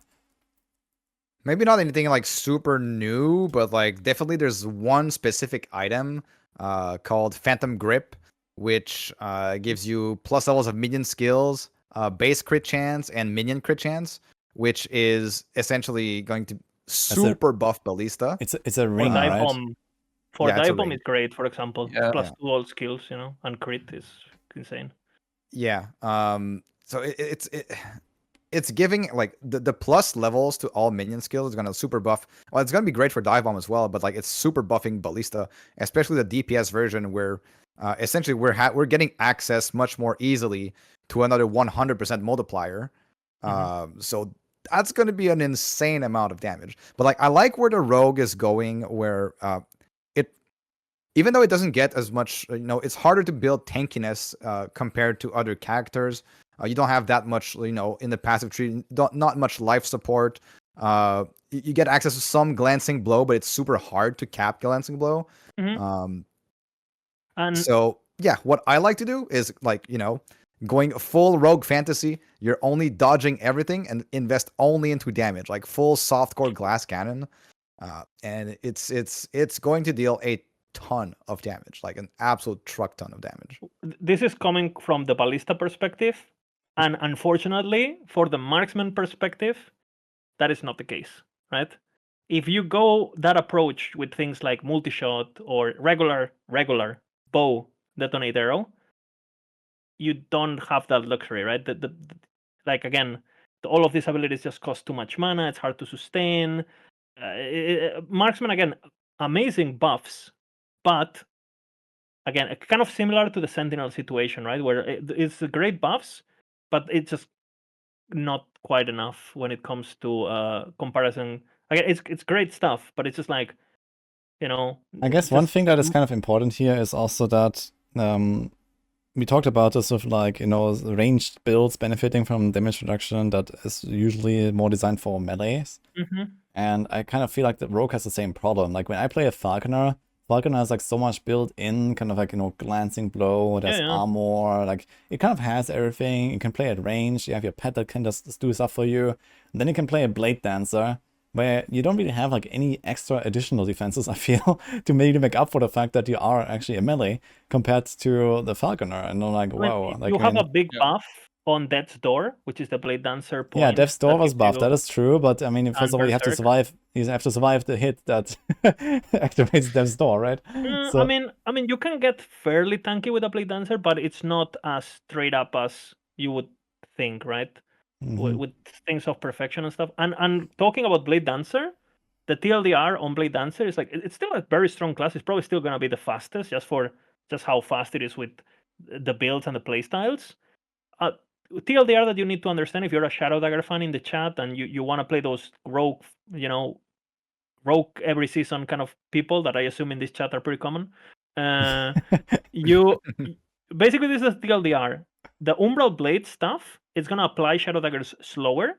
So the cast and forget playstyle of just like dashing, either with Falconer or Blade Dancer, the Umbral Blade spinny thing, it's gonna be a bit slower and a bit less reliable when it comes to just cast and forget, and you for sure are gonna apply it. And if you wanna get more burst and more DPS like against single targets, you're gonna have to complement it with something else, either like sync striking on place or just self-casting for the explosions who apply Shadow Daggers at 100% the ratio, or you're gonna have to puncture with the Mirages, which can shotgun bosses to apply shit ton of stacks of Shadow Daggers. So basically, if you want speed, you lost power, kind of, but you can get the power if you slow down. And they kind of like reduced a bit how reliable and how brain dead the class is in terms of like just dash, and you actually have to think a bit about. And they reward you with giving you a bit more boss damage with the Blade Dancer node. A bit. It's like 50% more, Yeah, bro. yeah, it's a lot. Yeah, basically, like single target is way better, but which was the weak point of the build. But the playstyle of dashing, and killing everything behind you, not even looking, it's not gonna work anymore. And for Falconer, like again, last patch, I also played Dive Bomb, right? And I even though I'm a god tier gamer, somehow I built crit multiplier in my entire, including my bow tier 7 crit multi everything. And then I learned that crit multi from bow attack, triggering from bow attacks on the Falconry passive didn't work at all, and I still one shot everything, right? So I built the character completely wrong, and I was still like one shotting 1k corruption, no problem, right? In hardcore and stuff. So. Yeah. So I guess Sure. the nerfs will not be felt too much once you understand how it actually works. I think Yeah. if you go in without reading the patch notes and they tell you that they buffed it, you would believe it, because it's like it'll be fine. It'll be fine. Like people react to reading the things. Oh my god, they decreased this, they decreased that. Dude, you went from 2 billion damage to 1.8. Wow, Yeah. low damage, bro. Like okay, Falconer completely fine. In my opinion, super fun to play. The Dive Bomb is so fun. I don't know. I'm not super minion enjoyer, but that build is just so fun. Yeah, I agree with that. That's also my starter for the race. Mhm. So I'm gonna play Dive Bomb. It's gonna be fun. There's been some changes on Nice. that build. That, for example, they fixed how blind works, so it's a bit more survivable early on if you apply blinds with shurikens or with anything that applies blind on a bow hit or in the passive or whatever, or in Smoke Bomb has blind on bow attack.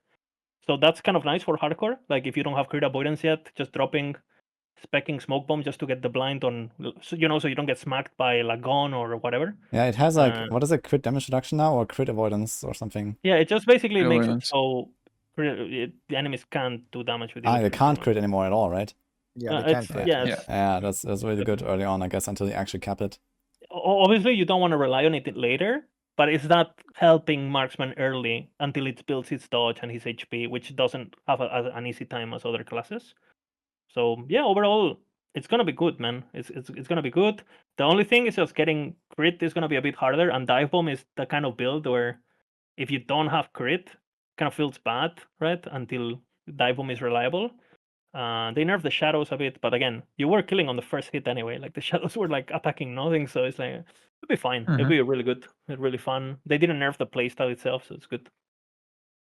Big nerf though. Sorry, a bug fix rather. you know how like throwing traps would give you infinite dodge and infinite everything? That is not gonna be like that anymore. You're gonna go from getting like 100 stacks that you could get before by spamming traps to getting like 8 to 10 maybe. Yeah, overall, Explosive Trap was a really dominant skill in 1.0, and they've reworked portions of it. They've actually killed one of my builds, Explosive Ballista, procced on traps, because they added 3 mana cost to the node that enables you to throw 3 traps at once. So that's not possible anymore. But yeah, so that was nerfed quite a bit. Explosive Trap as a whole, giving less Dusk Shrouds, giving less damage to your Falcon. So that skill was too powerful and needed those small adjustments. But you know, overall, all classes have really, really great builds, and all classes can blast 1k corruption, no problem, with multiple different builds. So I feel like the general balance between the classes is getting closer and closer. Like especially compared to 1.0, which had like really, really builds that were going really, you know, that were outshining all of the other ones. You know, you might have some that come to mind, like you know, marksman, gel cores, daggers with detonating arrow and stuff like that, or like, you know, Wraith Lord. I'm actually curious to see how Wraith Lord performs in this patch, actually, because they kept the infinitely stacking buff, right? But they did reduce its damage. But yeah, I feel like overall, you know, the balance of all the different classes is getting closer and closer as they progress in patches, right? I think one of the biggest difference between classes is the fact that getting 300 cast speed on a caster is relatively easy because of how available cast speed is. You know, you can get it on gloves, on relic, on catalyst, on weapon, on on passives, so you just for existing you can have like 200 cast speed, literally, right? For existing, try to do that on melee. You know, and you're leveling up and you craft tier 5 attack speed on your gloves and it's 14% because the mid rolls, you know, it's like, oh wow, you know, my build is popping now, and meanwhile sorcerer gets, you know, 10% or something per stack and puts Arcane Ascendance on the bar and gets 50 for free with Unspect Arcane Ascendance. You know, that kind of stuff is, I think, where the gap is. And again, the cast speed is fun, so just let melee also do it. Like, you know, why or at least make it ramp faster than it is at the moment. I have a question for Tarek. So we talked about the Rogue and the Umbro Blades and the Shadow Daggers and so on. So I think that was previously like kind of like a speedrun record build, right? For like at least campaign and these kind of things, like Blade Dancer with Umbro Blades. Yeah. So what are you gonna do now? Like what is the plan for like the fastest speedrun possible?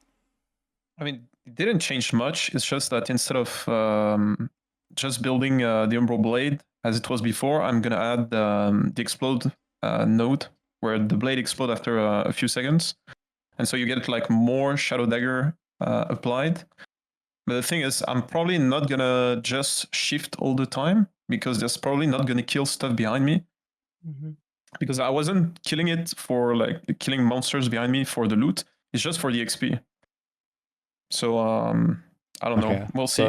I need to test a lot. But... yeah, a bit more like active, I guess. Like not just okay, rush forward, ignore everything. But the thing is, it's gonna be more single target and more like focus damage. So as soon as you get into like modos, for example, maybe the damage is gonna be better than before. It's just that the speed at which you're gonna clear them is probably gonna be slower. How do you scale out the damage again on single target? There's a new node in Blade Dancer. Yeah, there's a new node that gives you 50% more damage to uniques, I believe. Only uniques, or is it also rare? Or rares and bosses or something. Yeah, let me check. And that's very powerful. And for Falconeer, yeah, you know, there was the aerial assault build also that was pretty fast too, that people used to level Falconeers, and they have basically shift the power of that interaction into a new unique, which is an endgame pair of boots. So now the extra Umbral Blades from Aerial Assault are not going to just automatically give you extra Shadow Daggers. In order to do that, you're going to have to... But you're basically going to equip those boots, which give you extra Umbral Blades per dexterity you have, right? So you can Yeah. get to that power with gear instead of just getting it mean, for free. On Falconer now, I'm leveling up with Cinder Strike because of the nerf to the traps, the exploding traps. So it's like more regen, which also allows me to cast the Falcon Strike. Like I go pick the node that removes the cooldown of it whenever you consume the mark. So whenever it basically attack with the Falcon Strike, it applies a mark, and if you hit the enemy, it consumes the mark and reset the cooldown of the ability. But it has like a huge mana cost. So with Cinder Strike, you're actually going to be able to sustain that, and I think it's going to be even better than before, like in terms of leveling. Yeah, that's another thing that with Volca, we talked a lot with Warlock, because the thing is, like, when things are overpowered, it tends to make it so people don't need to optimize things, because even if you do everything wrong, it works. So it creates this, like how many Torment Warlocks were in YouTube like last patch, right? It was just so good. Like you could just, dude, you put on Catonic Fissure on your bar, you're good. Doesn't even matter what the tree is, Yeah. right? We can move on to Acolyte discussion anyway now, so let's just keep going there. So I think now that there's the super obvious outliers that make you so don't have to think at all, right, are gone. That doesn't mean the builds are bad. It just means that if you look into it, you discover power that you ignored because your vision was blurry with healing hands and these things from last patch. So there's actually a ton of things to still be discovered. For example, on our version of Torment now that Volca cooked, there's this node there's this profane orb node thingy. It's been there since Warlock exists, right? And no one used it. And then he just went, like, they nerfed his build and they nerfed the belt and they nerfed all these things, right? So it's like, well, how do I rework this? And he had to rework it because I was on his back saying, hey, rework this build, we need it for Maxroll, right? So he was basically under my whip of having to find a way to work. And he was so desperate, I assume, that he just went for the nodes that no one ever tried because everyone thought they were exhausted. And they turned out to be OP, So I wonder, even for people like us, that again, some of us have like thousands of hours in the game, right? Dude, how many of these things have to be there, that for sure people haven't even looked at? And I think, for example, Torment is a great example. Like, it's gonna be crazy. Acolyte as a whole, basically, Lich is pretty much the same. Nothing really changed. I mean, Lich is still missing a big buff on the passive thresholds. It doesn't have any yet, which I assume it will be. They're going passive by passive tree, updating the. After 3 points you get this bonus or that bonus or whatever. So I'm sure that when that happens, Lich will be amazing because it's already pretty competitive. The one problem that Lich has is that there's a lot of skills that have been overshadowed by a particular interaction, which is the experimental potion zombie thingy on belt. It's basically a thing. It's kind of like the traversal skill, but with zombies. And again, you equip Jungle Queens, which is this belt that has 16 potion slots. And every time you press it, you cast 4 zombies on tier 7 or tier 6. And it bypasses like cooldowns and everything. And what do these zombies do exactly? What's the benefit? They explode and they do a lot of damage. Okay, so it's just like kill stuff with your potion, basically, or what?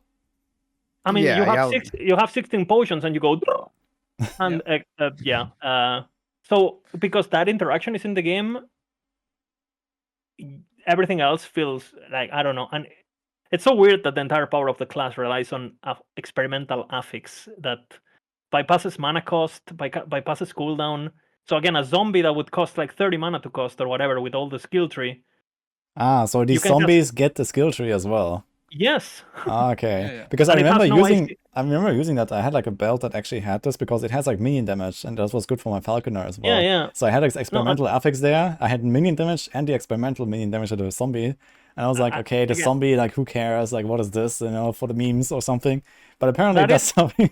Yeah, that is on the chopping block. Like, I mean, if you are like that, for example, I kind of like refuse to put like 50 hours on it to make a guide on Maxroll, and because I know it's gonna be gone at any moment just based on experience. So it's kind of like you don't want to bait people and put a bunch of work in things that are obviously not gonna survive. Just look at Rune Master if you don't believe me, right? So again, and I mean, so the thing is that I it may be really powerful, but I guess ESG is also like more in the, on the path of, okay, we don't nerf stuff that is like maybe a bit too good or something right now. Like, it's not a game breaking, I guess, right? So Yeah, this is kind of like what's it's also important that it wasn't. It is game breaking for sure. here. But Yeah. keep in mind the zombies on death also grant ward based on their total HP, and you can build minion HP and profane veil, like the thing that everyone complains that it's been nerfed. It also works with that, so you don't use bone prison now. You use zombies. Okay. Don't But, do it. How do you get all these potions though? I mean, okay, you can do this once, and what do you do? Jungle Queen. There's a belt that has 16 potion slots. Yeah, but how do you unique. get those potions back?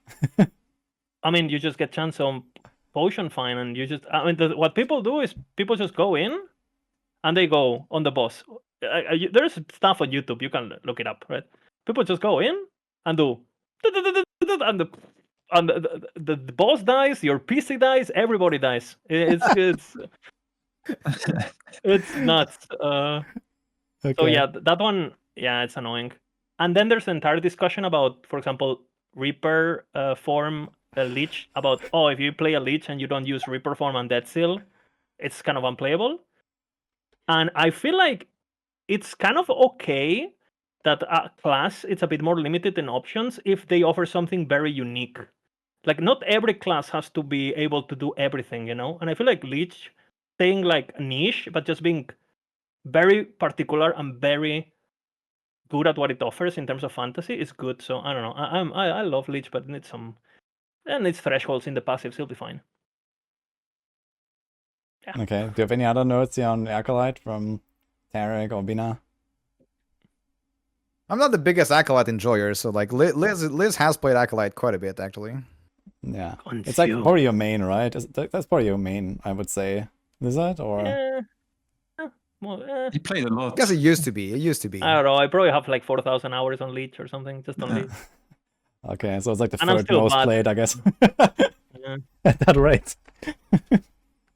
Yeah, I I guess like Lich a lot. Yeah, I guess one small thing that is kind of nice that they changed is like for every minion in the game, like the health scaling as they gain like from your level. Every time you level, they gain like extra health.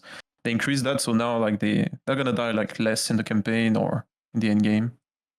Like especially because like when they release like 1.0, they up the difficulty by a lot for the end game, and so like minions start dying and stuff. So.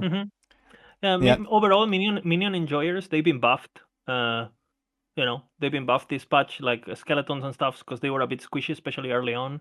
Like, so it's gonna be nice. There's the new sacrifice amulet. There's basically an amulet that it's a relic. Sorry, it's a relic called I don't know, some BDSM name. Oh, sacrifice. Something like that. Yeah. Yeah, I think it is. So this relic casts sacrifice on its own automatically every 2 seconds. Okay.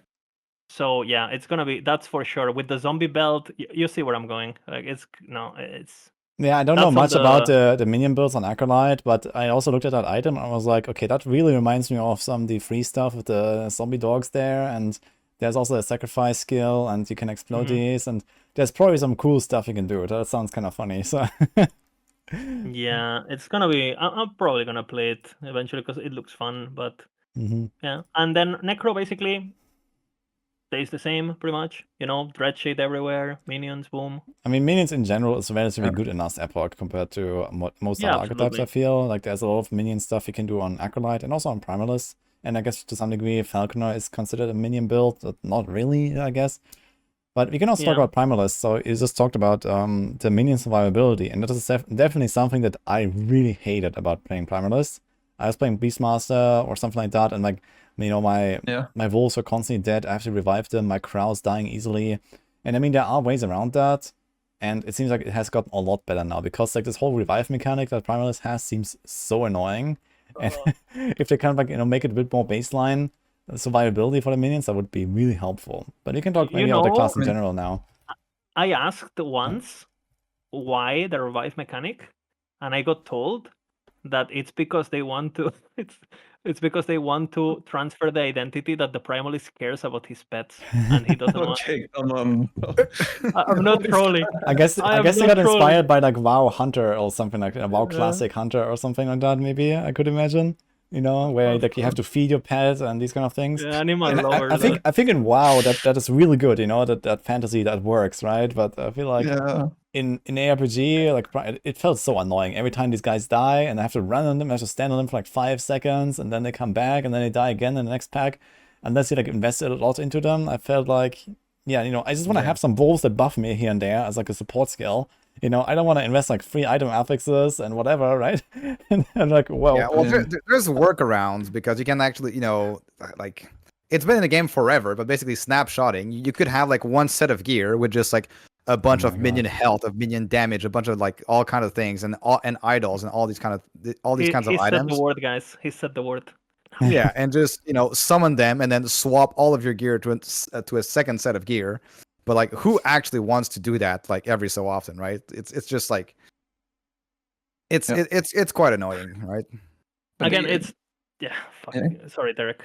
No, they actually, like, there's one node that's going to be useful also for endgame, but only if you play a strength character. Is that basically how you keep your minions alive? Is you give them like a bunch of health regen, but it's flat health regen that you can give them. But now there's like a new node that gives you and your minion increased health regen. So basically, it's going to scale like way more than before. At least if you play like a strength character. Mm-hmm. Yeah, I think it should be very noticeable. I saw that change in the patch notes, and I was like, yeah, okay, that seems nice, right? To get like a bunch of like percent increased health vision if you have like any kind of flat, like, you know, one roll somewhere. Like I think you can have it on belt or something, right? Minion life vision, and then it gets multiplied, and generally they have a bit more life. I also felt like if you went into high corruption, like 500 plus corruption, when I was playing a Primalist with just like, you know, supporting wolves, for example, like they were just always dead, and they would even get blasted really fast, even if they had regen. So maybe for a higher life pool plus higher regen, it might kind of work. I always thought that if you want to use your crows or your wolves as basically sigils, because that's what they are, right? Just buffs with fantasy, there should just be a note that your wolves / crows / whatever you're using, you know, in the skill tree cannot attack but cannot be targeted. Boom, you know? I don't think it has to be that extreme. It could even be something like, you know, minus 80% damage, minus 80% damage taken or so, right? So they still kind of like do something, right? But yeah, something like that would probably make sense. Because when you're playing a totem build with Storm Totems and you just have the crows for them to buff with you, and you're playing a totem, so you just can't resummon it, so you don't want to build minion HP because it's a totem. But my crows die, you know? Yeah.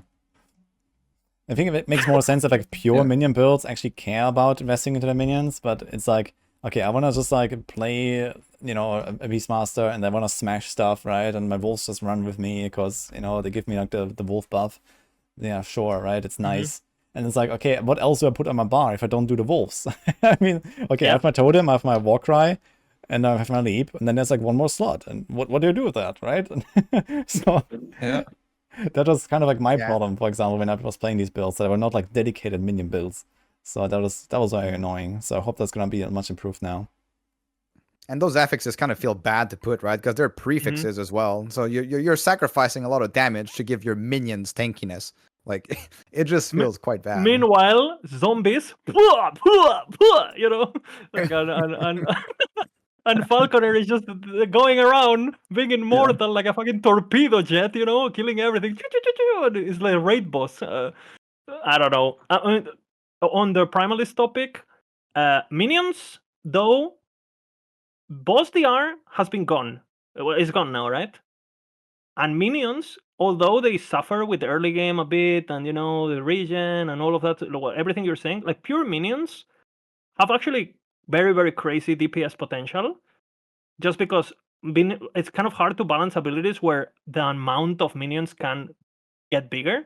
So things like squirrels, things like raptors, things like totems, all of these things, right? Especially with the new rings that Bina was mentioning, the crit rings. I wouldn't be surprised if you see some minion builds just obliterating bosses, you know, where you give up a bit of speed on mapping for bosses, just especially if you're not particularly skilled or you don't want to do mechanics and you just want boom, you know. And yeah, minions DPS wise, it's kind of crazy, like how good they are in this game. And then the big change, I guess, on Primalist overall is that aspect of the boar Aspect has of the been boar, yeah. This is exactly what I wanted Yeah. to talk about next. So the aspect of the board Yeah. tax is gone, guys. It's That's gone. really, no, really nice. no more Yeah. tax. It's gonna so open up so- so many points in the passive Yeah. trees. Yeah. yeah, I mean, It's so in good. general, it makes a lot of builds more squishy, though, right? Is there like any compensation for that, or how do you deal with that on like I think honestly, Beastmaster? it's split up tankiness. Because the problem is like when you were a werebear, it's like, oh, you had hide skin that makes you really tanky, right? The node that gives you more endurance threshold on the top of that. Now Shaman's got a bunch of stuff with regen and endurance threshold and stuff. And then Beastmaster has his aspect of the boar. The problem before is that because of aspect of the boar was for everyone, you had whatever your class gave you plus that. And now basically classes that were like a 99% tanky are gonna become like 70 or 80, which is still gonna be whatever is still gonna be immortal, without boar, because it had all these other defensive layers, right? And not only that, because you are not going to invest in boar, you're going to be able to invest in other things, more HP, more, Berserker got buffed, all of these things, right? So overall, I think Primalist is, to be honest, the community has asked for it for years. I don't know if they have like a schedule that they just like don't touch things because of calendar and that's it. But I wouldn't be surprised if it's been in the back of their mind for years. And it's amazing, honestly. It's so good. The Beastmaster tax is gone. It's great. And to be honest, it's still really good for melee at that point, because it still can proc every 2 seconds, right? And it has a 1 second duration, but with 2 points, it has a 2 second duration. So now you can grab Ursine, which is the 16% damage reduction on the bottom, just put 2 points on the aspect of the boar base, which is still 15% damage reduction, right? And if you're playing melee like a werebear, and you're brawling and they're hitting you, well, it's gonna proc every 2 seconds and it has a 2 second duration. So it's basically gonna be always up. So it's not like you lost it, but for example, for things like Totem Spammer, like the builds Pina likes, those builds that don't really die to melee, those builds are not gonna be able to benefit as easy, to the point where it's like, well, I'm normally dying to off-screen stuff, so why would I even invest on this, right? So yeah, it's great. I love it. The depths sometimes are just giga chats, and this one was a giga chat one. And we've been asking for this for ages, basically. Yeah. Like it was really preventing a lot of also like player choice in terms of where you put your passives. You only had access to like there was basically a straight line. Okay, you grab all the required passives, and then you grab the Beastmaster tax, which was like 20 something points, which is like way too much of an investment, right? Because it's just way too good. And then putting it at the top of the tree just makes it like so much better, right? You just grab the 8 points at the bottom and you're done, pretty much. And yeah, Okay. and then Shaman, brand new, pretty much. I'm not. I don't really. We will see. They did a big rework on Avalanche, and previously Yes. I tried Avalanche briefly when I was playing a Shaman. I had a lot of fun with Shaman, but I was playing this Avalanche and it had this channeled behavior, and I was like, yeah, I never want to touch that skill again. Now they put it as an option on the tree of the skill and made it like a cast skill that actually sounds really fun. So is that going to be a thing? Like, how's that looking? Are you making a guide for that? Pina? I mean, we are looking into it, but at first it doesn't seem like it's going to be a top contender for a top build. So yeah, we'll see what happens with Avalanche, right? But People it's are really hyped, but yeah, but it's a completely new skill, right? So it requires more than just like like a few hours or a few days of like oh, I look at this and okay, I got the best build possible out of the skill, right? So like there's a lot of moving pieces of the puzzle, and Avalanche, a completely new skill, does not seem at first like it's gonna be the best skill in the game or like anywhere near, but yeah, we are certainly looking into it. And there's a big if, right? Obviously, we can't talk much, right? But let's just say that new skills tend to be a bit buggy, right? And for example, I think if Avalanche, if it has a game-breaking bug, let's just say, for example, I don't know, there is a certain point that doesn't consume Bro, calm down, okay? I mean, if it works as intended, I think it'd be a good skill. If it works as intended, it'll be a good skill. But I mean, new skills historically are always something that cities couldn't report in time, couldn't see. Things that just like again didn't look. I don't know. We'll see. To be honest, I don't know. I a think lot of it stuff. needs A lot of stuff to be testing. discovered, at least. Let's put it that way. Yeah, absolutely. Okay. Do you have anything else on the Primalist? Okay. Yeah, that definitely, like, Primalist is probably my second most favorite class personally. Like, after the Rogue, I've been playing a lot of Primalist. I've leveled like 1 to 100 actually in 1.0, and like another one to like 90 or something. And yeah, I just kind of enjoy Primalist in general. Kind of like smacking stuff. Like, I like these melee playstyles of Primalist. Not so much the minions, but yeah, like there's definitely stuff to look forward to. And Avalanche is something I might try. There is actually a pretty nice interaction with one of the uniques that has been revealed in the planners, right? Whether it's called, let me find the name of this. It's the new unique that gives you damage dealt to mana before health. So on Primalist, if you go and you transform, like your rage is considered mana. So if you have a good way of sustaining your rage, this helm can be an excellent way of getting extra damage reduction. Because just generating rage is usually much easier than generating mana. Do you get rage from taking hits or taking damage? Well, it really depends on the build. For example, if you go on Swarmblade, in Swarmblade, for example, you get a lot of rage on crits. For example, when you deal crits, so for as many hits as you can get a lot of rage. You can get rage again on bosses and rares and stuff like that. The Thorn Totem, in Spriggan form, you can get rage back on unsummoning your totems. There's multiple different ways of gaining rage. But overall, I think that's going to be a pretty much a staple of the aspirational gear that you can get on Primalist. Yeah, there's also the new helmet that we talked about, the one that gives you damage taken goes to mana. If it works with rage, it has for builds that stay at perma rage, has potential to be extremely powerful. Right, too. Like again, you lost Boar, but you also got new uniques and new layers. There's the new chest piece with damage reduction. So I really like when they take away power from the base skill and they add it into gear, because that makes you don't feel like you're just overpowered by existing, and there is some motivation to actually go play the game to get stronger and to have that. Oh, I got this item, so now I'm 20% stronger. Wow, which we didn't really have, honestly. So that's good. We kind of asked that like forever, right? Like getting the power out of the skills and passive trees to the gear. Yeah, and they're definitely doing that. And again, like Phantom Grip, the ring that gives you like +2 to all minion skills on Primalist as well. It's like excellent. Like you have so many minion skills on Primalist. Who would not want +4 skills? There's something to cook there for sure. Yeah, are totems considered minions for that purpose? Yeah. Oh, okay, that sounds pretty good. Yeah, there was one thing that got changed that's pretty massive for leveling actually. It's inside the Swarmblade form. Like you had a node basically where you applied bleed on the monsters. You would pop them and get like a crazy increased damage buff, basically like a 15k increased damage.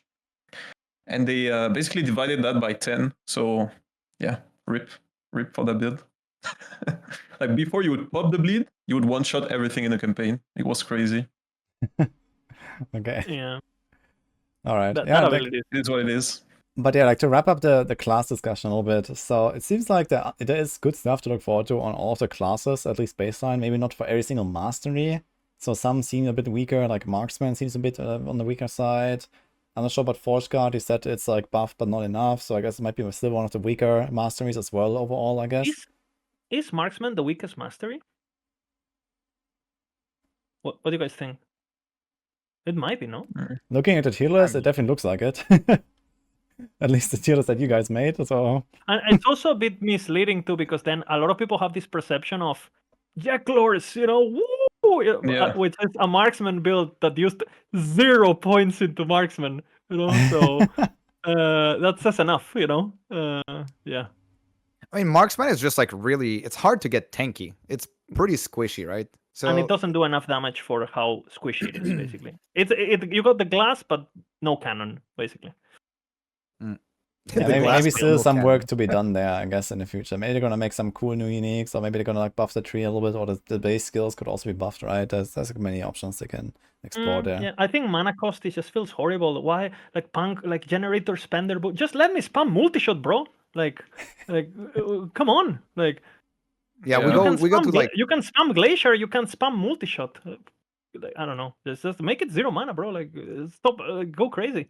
or like give us a way to build into making it not a generator spender kind of playstyle, because like we go to extreme lengths to be able to do this, and that's how people want to play. Like generator spender usually feels pretty bad because you spend half of your time dealing no damage, and then you have a small burst of like a small window of opportunity to deal damage. Well, I mean, generator spender would probably not feel bad if the generator was doing something, right? Like if it actually has like some actual, like either like some strong debuff that you apply before you nuke, or maybe even does damage, right? So if that was like some way to balance it out a bit, it wouldn't be that bad.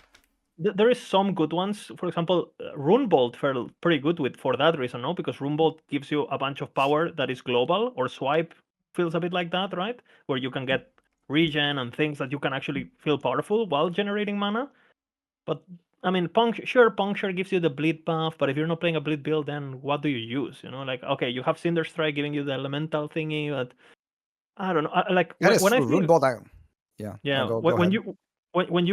when I think about marksman, I just want to play a marksman. I just want to spam the famous classic abilities that just come to mind, and they should. I don't know. I think it should be one of the highest DPS in the game, just from an identity perspective, from a design philosophy. Marksman should be glass cannon. You are gonna rely on these dodges and skill expression and smokes and all of that. You're not gonna have EHP. It's kind of like, oh, it's okay, but you're gonna. How do I not curse here? you're gonna deal massive amounts of damage, right? You're gonna Yes. destroy everything in your path, right? Yes. Yeah, so that's kind of the idea of a marksman, I suppose, and like they have not really like delivered enough on the damage fantasy, I guess. Mm-hmm. Yeah, that is true. That though, like on the man, I forgot the name. The Rune Master generator. Runebolt. Runebolt actually feels amazing. You can get like up to 9% base crit chance on it. You can get like penetration. You get a bunch of mana back. You can get so much from it. Ward. It feels really good. Haste. Yeah. But not all mana generators are, created equal, I guess. Yeah. Okay, maybe that's going to be some updates. All right, there's another big topic I want to talk about, which is alts and the quality of life. So there have been a lot of changes, in particular to like how fast you can progress through monoliths now, and how you can profit of that with your alts if you make multiple characters in a cycle. Maybe we can talk about that if we can like recap that a little bit, and then like how do you guys think this will impact the overall game? And for example, like for people like you that play multiple characters in each cycle, how's it gonna go?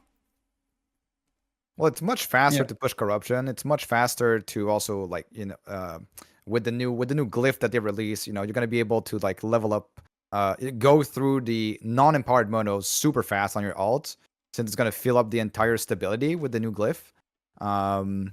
So you only have to do one echo, use the glyph, and then do the quest echoes, kill the boss, and go to the next timeline.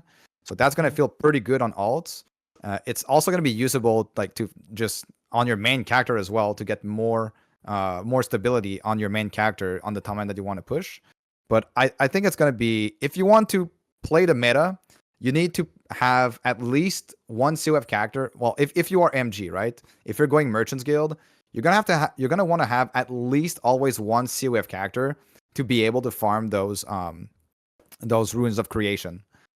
Since for every slam that you do, you will want to like, if you buy an item on the market and then it costs, a couple million gold, you want to be able to use a rune of creation to duplicate to have two chances basically at getting your proper roll, right? So I think the meta is, if you're MG, you want to have at least one COF character. If you're COF, it's fine, you don't interact with the market.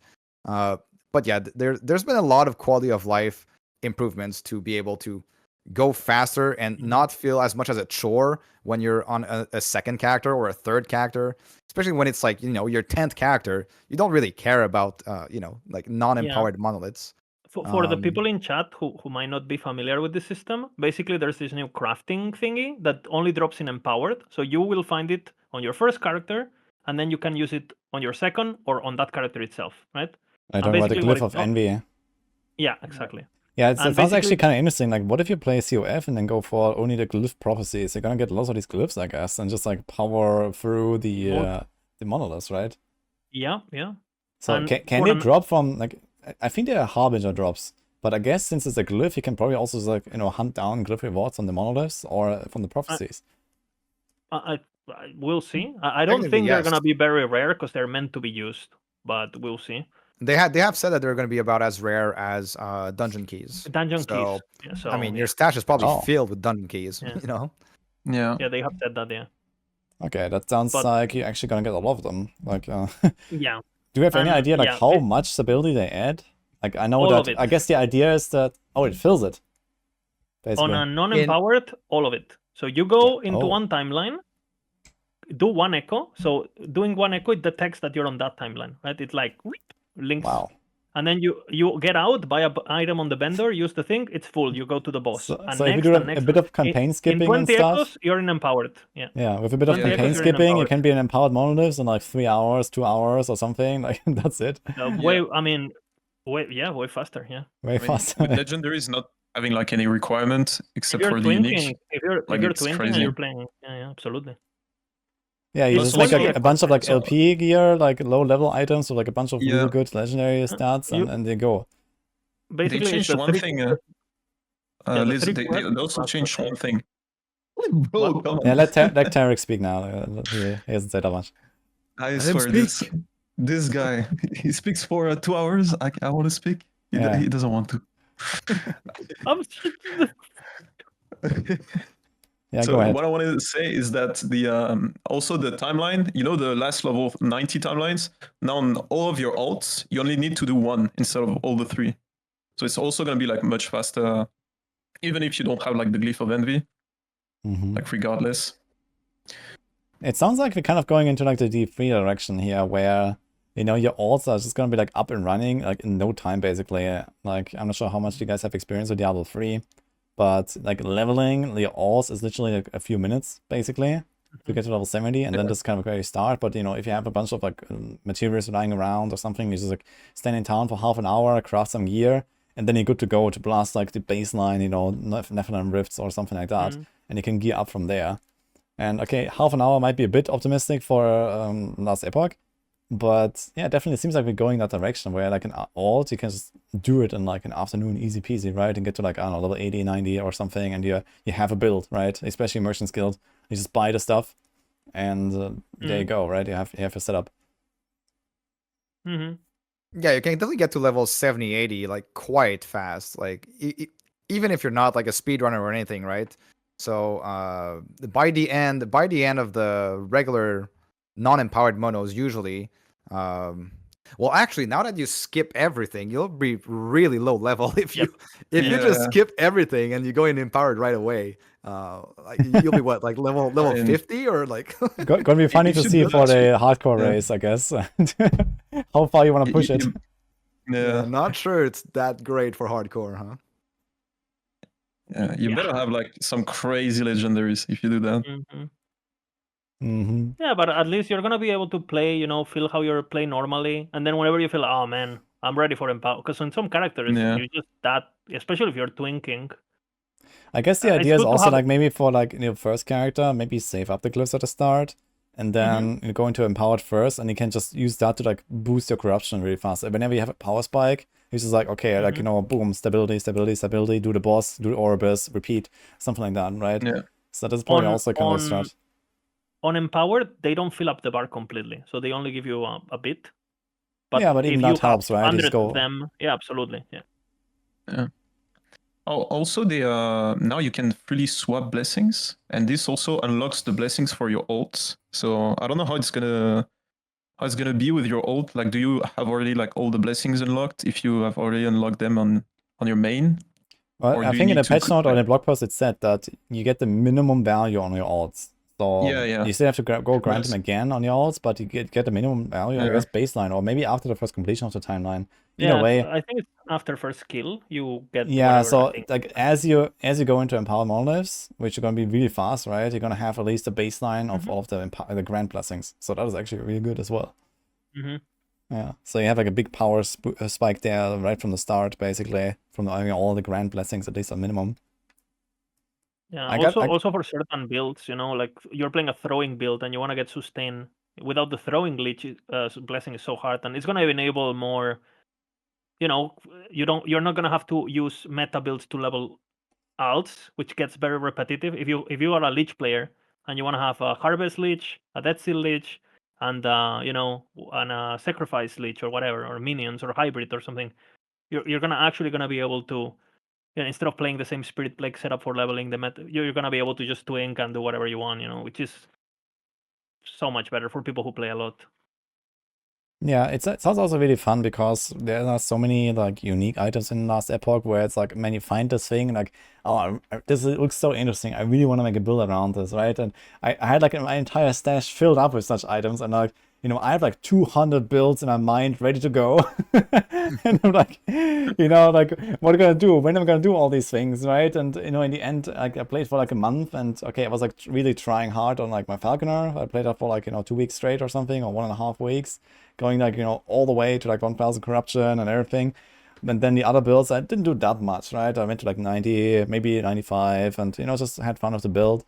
But I never really got to like the end game. But now you get there much faster, and you can also just make the build much faster, right? You just spend like 2-3 hours, boom, you have the build going, and you can try it. So that's really cool. I really like that about even on same characters, right? The fact yeah, that exactly. you can... Just make another rogue. Like, why not, right? If it only takes like 2-3 hours to get the build up and running, then I don't have to respec my character. I'm just gonna make another one and rush.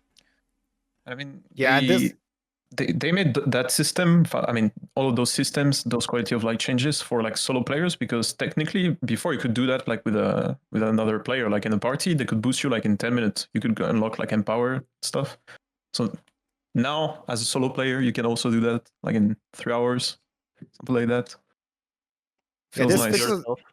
This fixes another problem as well, right? Being able to swap those blessings around.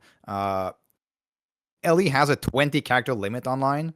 So now if you make for example a marksman, then you can use your marksman for any marksman build and swap your blessings without getting the FOMO of like, oh, I found my perfect blessing for this specific build.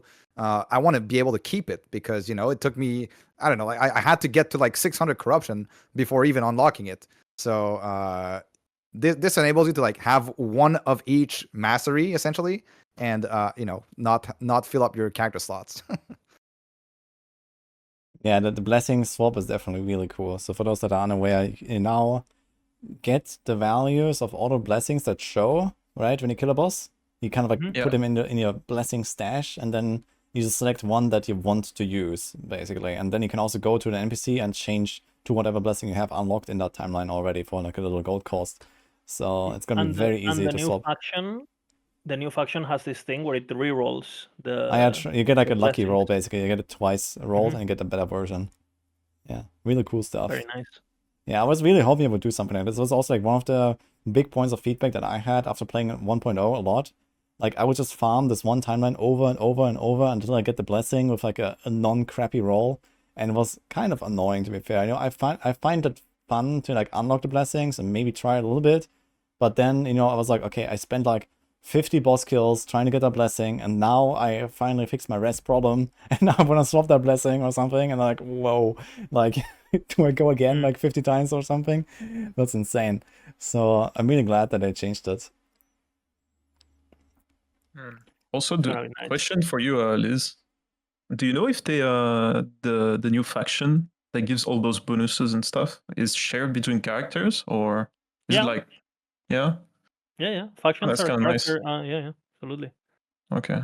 So once, for example, if you farm to level whatever it is to get the blessings on your first character, and you still want to get your best rolls on your alt, now you're gonna be able to mathematically, right, do it much faster because you already on your first attempts, you're already gonna have the double rolls going and so on.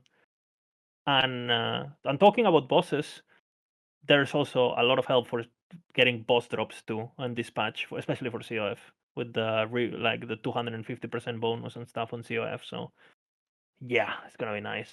It might even push certain items into meta just because of how easy they're gonna be to farm. So for example, the Reign of Winter bow, right, the one that gives icicles, for example, it's just an example. That bow is a flat 50% drop rate, right? And if you have a 250% increase, that doesn't increase because it's flat. What it does, it rolls the item again. So you could technically drop the bow 3 times per kill. Isn't like 150 increase, not 250 increase? On the base, so you can drop it up to 3 times, basically. Ah. If I recall Two correctly, and a or half, if I I read guess, correctly. and then yeah, that was Yeah, like another. it's two rolls and then one that is like half, basically. Okay, I see. Up to. Interesting. Mm-hmm. Yeah, it's like, yeah, this was definitely also one of the things that bugged me a lot playing COF. I was like, if I really want to get this certain boss drop, like, yeah, okay, I can farm that boss like 100 times and eventually I might get lucky with like a 1 LP or 2 LP version of it, but man, it did take a while, right? And now the stability is faster, you get 150% extra boss loot. Like, this actually sounds really crazy. Like, maybe they've overdone it a little bit. On the other hand, I mean, if you compare it to MG, you can never overdo it anyway, I suppose. So maybe it's fine. Absolutely. And again, it's fine if people can complete characters without spending bajillion hours in, like people have fun. Yeah, not too, only that, like, but you also have the eggs now, right? Like, even if you have that item and it doesn't have LP, it's gonna throw it in the egg and maybe you get something out of it. And So rage, yeah. Just rage. cook it. For the Yeah. you rage about the +7 life vision or something. That rolled. I wonder if the eggs are. I haven't.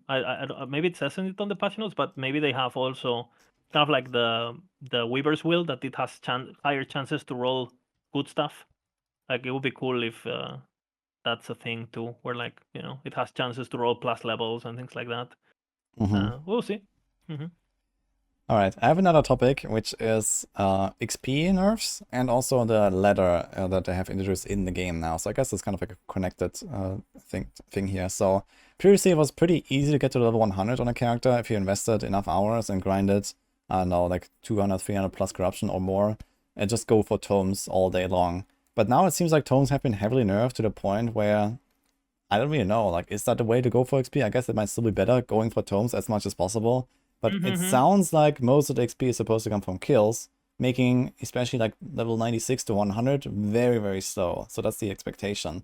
But do you guys have any like input on that? Like, what is the expectation really?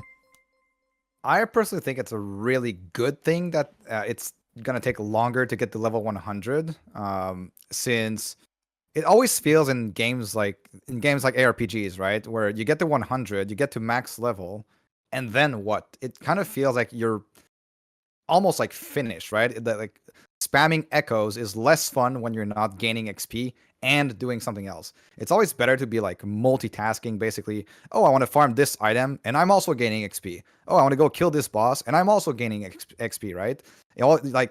It's always about the journey, and when you reach the end of the journey, it never feels as satisfying as getting there, basically. So I guess that's pretty much like we all kind of like that because we play ARPGs and we like building our characters and getting more powerful.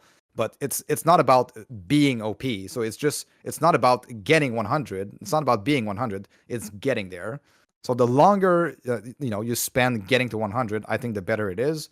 And about the XP tome meta and stuff like that, I personally think that the meta is actually going to be, since experience gonna scale less. There's gonna be less scaling past 300 corruption. There are certain quest echoes that you usually don't do when you're in empowered, right? Because you get access to the boss directly.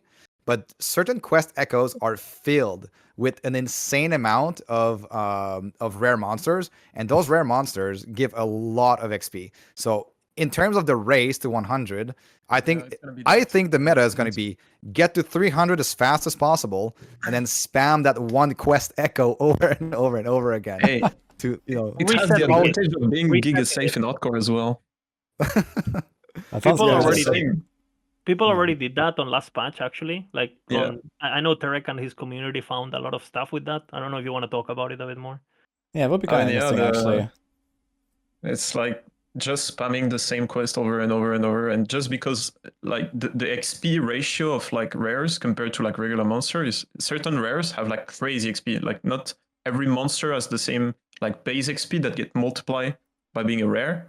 And so you have like those missions that have like really high XP rares, and you just do them again and again and again. Yeah. Okay, so I guess probably the stratus, you go COF, get a lot of these glyphs of envy, just go to that timeline, do the quest, do the boss, do the quest, do the boss, and so on. And this is kind of like how you do it, I guess. Or what? It sounds kind of wild, actually. It's kind of crazy. I don't exactly remember how it worked, but I think you can pop the quest like multiple times, like in a row. I do. Yeah, you do. Because you get like the 40% increase XP bonus from You like traumatized the me. ethics. Yeah. Like Okay. there are, yeah. Oh, Okay. I'm letting this one go. Wait, Okay. you wanna talk about it, or what is it? I mean, Yeah, talk about it, Terek. we can talk about it. It's just not really fun. But Yeah. I basically, don't like this it is from either. Derek. He doesn't remember. You remember? You're trolling. Mhm. You Yeah, I remember. Yeah. He wants to keep it to himself. Ah. He wants to No, win but the I don't race. remember Huh? the details. I don't remember the details exactly. Oh, I see. Hey, it's pretty much No, what but I said, no? It sounds like they've an also buffed exploit, quite a Chaz bit. says. Yeah, It's not an exploit. Basically, like when you Yeah. do 2 quest echoes, just for example, there's a few in the first timeline and the Fall of the Outcast that just have a shit ton of density, lots of skeletons everywhere and stuff, and you can just do them and not complete the last objective and just like exit, and you will lose a bit So of you don't even actually finish it. So you just No, you you don't. don't. repeat You over don't and over. finish. Okay, yeah, that seems stupid. And man. it's just what- Yeah, and what people do is that people stack double enrage modifiers because they give 40% increased XP, when regular modifiers give 15, 10%, 5%. So you go into that with full rares and 82 enrages, right? Which is 40 each. And patch it, please. I don't know.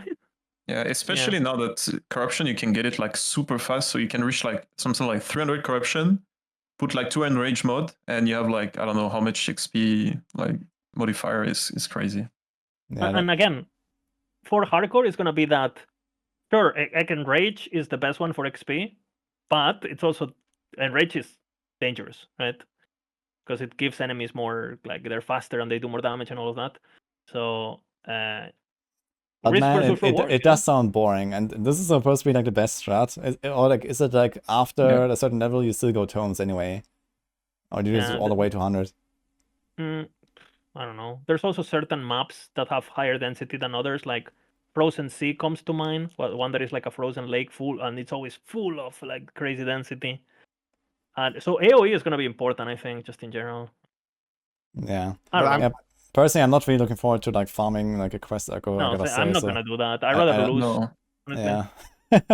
I think And then I not say gonna do I that. wasn't trying, bro. I didn't even do the strat. What do you mean? If I did the strat, I would have won, bro. Like. Yeah, exactly. I mean, I guess the real race is really to Aberoth anyway, and then the 100 is gonna be okay. The thing is that in game there is like the leaderboard for the levels, but not for Aberoth, right? But it will probably be like a shout out, I guess, and there's also, I guess, like an event. Do we have like any information about that already? Actually, is there like an official race event for Aberoth? I actually haven't really seen. What is official is that the first kill unlocks Aberoth for standard. So I guess they know how to track it. Okay, yeah, and there's also like a shout out system in the game that will probably also mention that, okay, like this guy. Maybe the depths. Yeah, this guy has killed Aberoth or something like that. I'm pretty sure there should be something like it if they already made that system. Yeah, I mean, it would be pretty lame, in my opinion, if they put all this effort into marketing the Pinnacle boss patch and there is. I don't know. There's a really good comment in chat about I hope the servers are gonna be good this time, because if you remember for 1.0, the launch of 1.0 was like, okay, you get in the game, I'm in, and then you load into the first town and you're like, okay, I'm stuck in the loading screen. The door boss all the time. Oh my goodness. Yeah, for me, it was actually and, perfect. So when 1.0 launched, like the servers was so trash for the first 6 hours or something that no one could do anything. Everyone was like level 5, level 8, level 12, the highest guy on my friend list after like 6 hours. I was just playing offline, I was living the best life. And then then I died in like Act 9 or something. And that was just about To the the lightning time. guy. Yeah, this was just about the time when the servers were stabilizing again, and I was like, okay, let's play online, easy.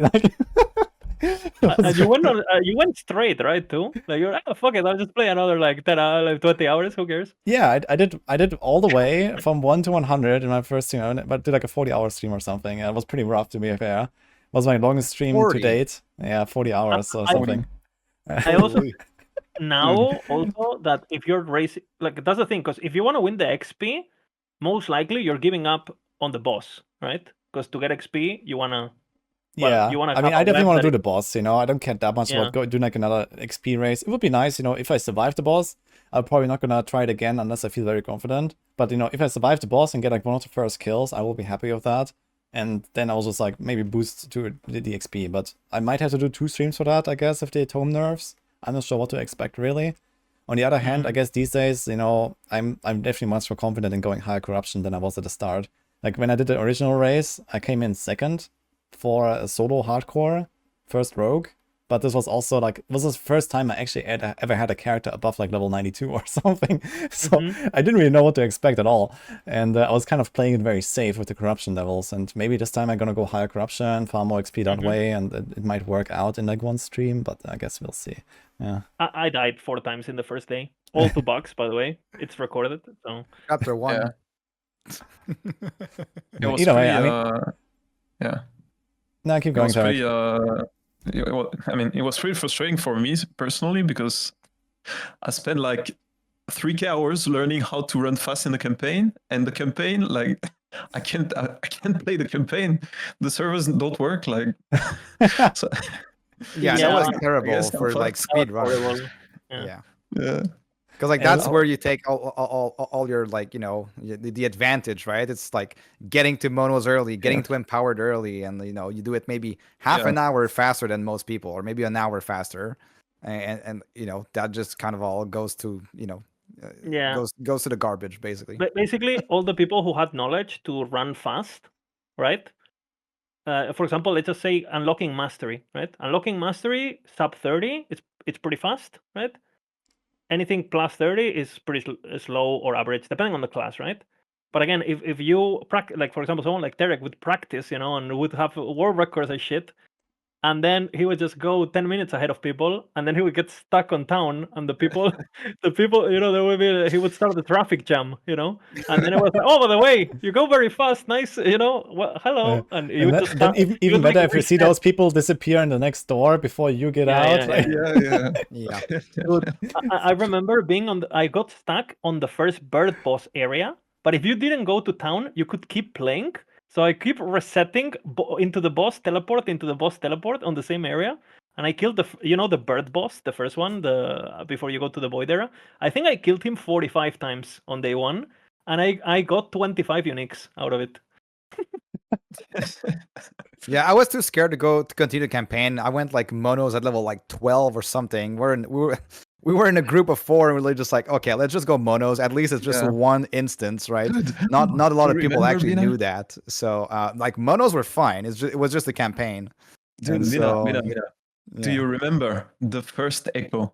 We were like so under-leveled. I think we were level 12. A group of Yeah, 4 we're level 12, and then they got level 50. Fighting we were with our planning knives our on every single decoys. trash Okay, monster. Yeah, okay, I'll throw my decoy, then you throw yours, and then you time yourself, and then yeah, it was pretty. It was even worse because the campaign because the towns were fucked or something, right? If you were in the campaign, you were screwed. But the moment you reach mono and you get your own server, then you were fine. So then you would be like, you would be racing with someone because we had the Maxroll leaderboard, and you would be racing, and then on the last zone before getting to monoliths, you get stuck, right? And then the guy that was like really close to you is like fast forward 20 minutes and it's level 60, and you're just stuck there, to die to a buck, It was great. It was like fully fun. It was great. I'll do it Yeah. again. Okay, so one other question I have about the ladder. So first of all, how happy are you with that system? And also, what do you think could still be added in the future? Like, what do you like to see, like, for competitive systems, or do you not really care? Like, what else is there that I you would be looking forward to? Sorry, Oh, Dina, you go. no, go ahead, Liz. No, it's fine. Okay, well, I personally don't like. I mean, I love the new level ladder. The more ladders we can get, the better it is because what keeps people playing these type of games is not only the fun and the fantasy and all these things, but also there's a certain group of people that like competition, and getting more ladders makes you more engaged with the game. So I love that they're adding some. I'd like to see, even though that the actual push might be super long and boring. I'd like to see stuff like corruption leaderboards and stuff like that. But like the current arena leaderboard, I am not a big fan of it because arena just takes way, way, way too long to push. Getting upwards of 1,000 waves, depending on your build, can take, like hours and hours and hours. And I don't want to just sit there all day only doing one arena push for my next push if I die to be, half the number of waves that I did. So if you do 1,500 waves, you start back at 750, and then if you get a bad luck and then you die again at 1,000, then you start at 500. It takes you 10 hours to get back to 1,500. I think there should be thresholds for sure, right? Or something. yeah, it should. I don't know if the system needs to change or if it's just it needs to scale way, way harder. But I don't like the current arena leaderboards. But like the more leaderboards they could add, I think it's just great for the game. I also think that people have a very, very skewed version of arena just because the things that pushed were those healing hands and those things. And so the only reason the arena ranks are so high is because people are going into it with 200k worth, standing still immortal, and then they complain, "Oh, arena takes 5 hours. I'm playing this build that is bugged." Eureka, and I feel like if the game was more in line, I agree with everything being said, but I think that makes the problem even bigger. Because if you go in with a build, go in with a solid build like Rife or something, go into arena, and tell me you're gonna stay alive for hours. I'll wait. So when I think there's a huge problem in the game with crowd control to begin with, which is still gonna be in this patch. I'm just so against crowd control in general, like not having diminishing returns and all these things. And they try to make bosses harder to stun, but again, you go into arena, you play a build that has widescreen AOE, perma stun. The monsters don't even move, right? And it's again there's the no competitive. crowd control reduction or like the diminishing Nope. returns or something. Nope. On bosses, they introduced something new this patch. So it's been in the patch notes where they are preventing certain enemies and certain bosses to get CC'd for a longer duration than a certain amount. But for just regular monsters, which you see, for example, in arena, for example, Frostbite, Frostclaw can permanently freeze like pretty much infinitely in there. So long as you don't make a mistake, you'll just freeze everything and you just grind your way to victory like that. But against bosses, there's been some like kind of like cheese methods of snap freeze stuff, permanently snap freeze, wrong warp, anomaly. There's been a lot of skills that have been able to kind of like stun lock bosses. Maybe it's still gonna be possible in groups, but solo should be impossible, if not like way, way harder. But hopefully impossible. They target a bit more bosses, I think, especially because they're worried about, someone turning in to see the world first hardcore kill and the boss doesn't move, which is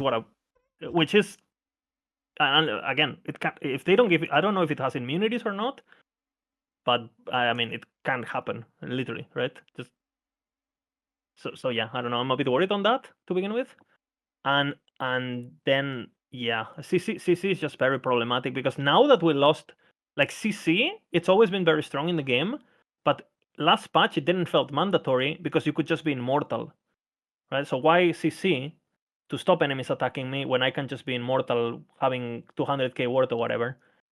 And if I can have that word and also CC, like Frostclaw, for example, Frostbite and builds like that, then it's just like impossible to die because there's no gameplay. You remove the gameplay, right? The monsters are meant to do abilities that you're supposed to do, but they never do them. So at that point, you could have an auto clicker and it would just push, right? Literally, because there's no game. You remove it, right? And I think they need to do something with that. For example, fear is an element in Last Epoch that only happens once, and then it can't happen again. And people say, "Oh, fear is so underwhelming," blah blah blah. But it's actually fear is actually so powerful because you can have control when to apply it, and you have that window of DPS, right? And it's like a DPS check where, like, okay, you can CC, but you have to kill, otherwise the CC is gonna, they're gonna come back. And I don't know, we need something for CC because I actually think I actually think because the game has gotten so fast and the builds are so broken, a lot of people underappreciate the combat of Last Epoch. Like for example yourself, right? Where you think, oh, it's just like, it kind of like feels like PoE when some of us who are old school players and have played from day one when the game was slower and we were worse than stupid, and we know that again there's people at 5,000 corruption who don't know what Shade does. They haven't seen an ability ever, literally. Nice. So I don't know. I think it's a problem. There is one game that does it really well, and I think Woody, you would agree with this. But Diablo 3, where you get, you CC the first time, you get a full duration, but then you have to think about, okay, my second CC is going to be a bit shorter and shorter and shorter, and then after a certain duration of not CCing the monster, it gets able to be CC'd again, right? Some sort of system like that would be D3 has a pretty good system that's like relatively straightforward. So effectively, you can CC a monster for roughly a third of the time if you add it up all together, because the CC buildup is twice as fast as the CC resistance decay, basically. So yeah, it is a pretty good system to have in Diablo 3. In Diablo 4, they have the unstoppable system, so if you can perma-CC enemies for 5 seconds and then become unstoppable for 8. You can't CC bosses at all unless you stagger them. So there are ways to do that, and I guess the Last Epoch still has its own system that they need to find, basically. I guess for now it has not really been a huge problem, but it will become a problem. No matter what, it will always become a problem at some point. If you get to the point where it's one shot or die kind of, or just perma-CC them until they die, then at some point they will change the system, right? And they can't just perma-CC everything around you. This is just how it is, and they have to do something. It's just so crazy because the entire conversation about, oh, corruption is too easy or this or that, it's also coming from a point where, how many people could kill a Shade at 2k corruption if they had to do the fight? Because I guarantee, an auto attack one-shots you, right?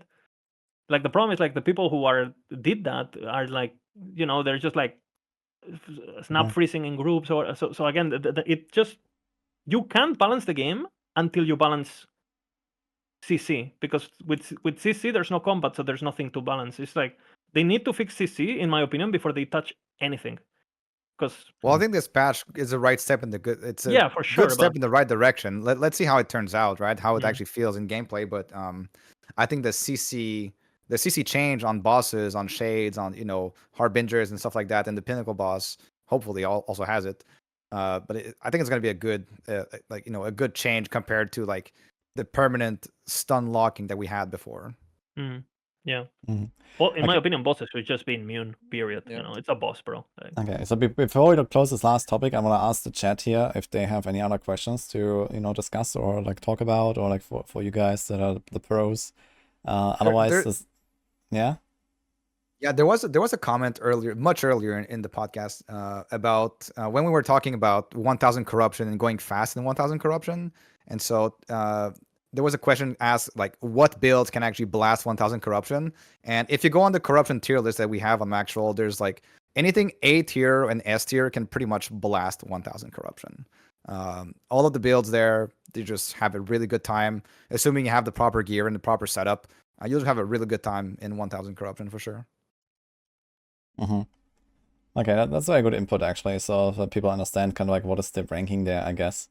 But yeah, this also means even B and even C tier builds or so, if you have an optimized, you're probably gonna have a really good time anyway, right? Just it might not be 1,000, but maybe go to 600 or whatever, and it's still good, right? it doesn't matter too much anymore at that point, I suppose. Yeah, like like lower tiers are basically just like, it's not like they can't go. It's just they'll have maybe a bit slower, a bit less AOE, maybe a bit harder time, like dealing damage. Maybe you're super tanky, but you don't have much damage.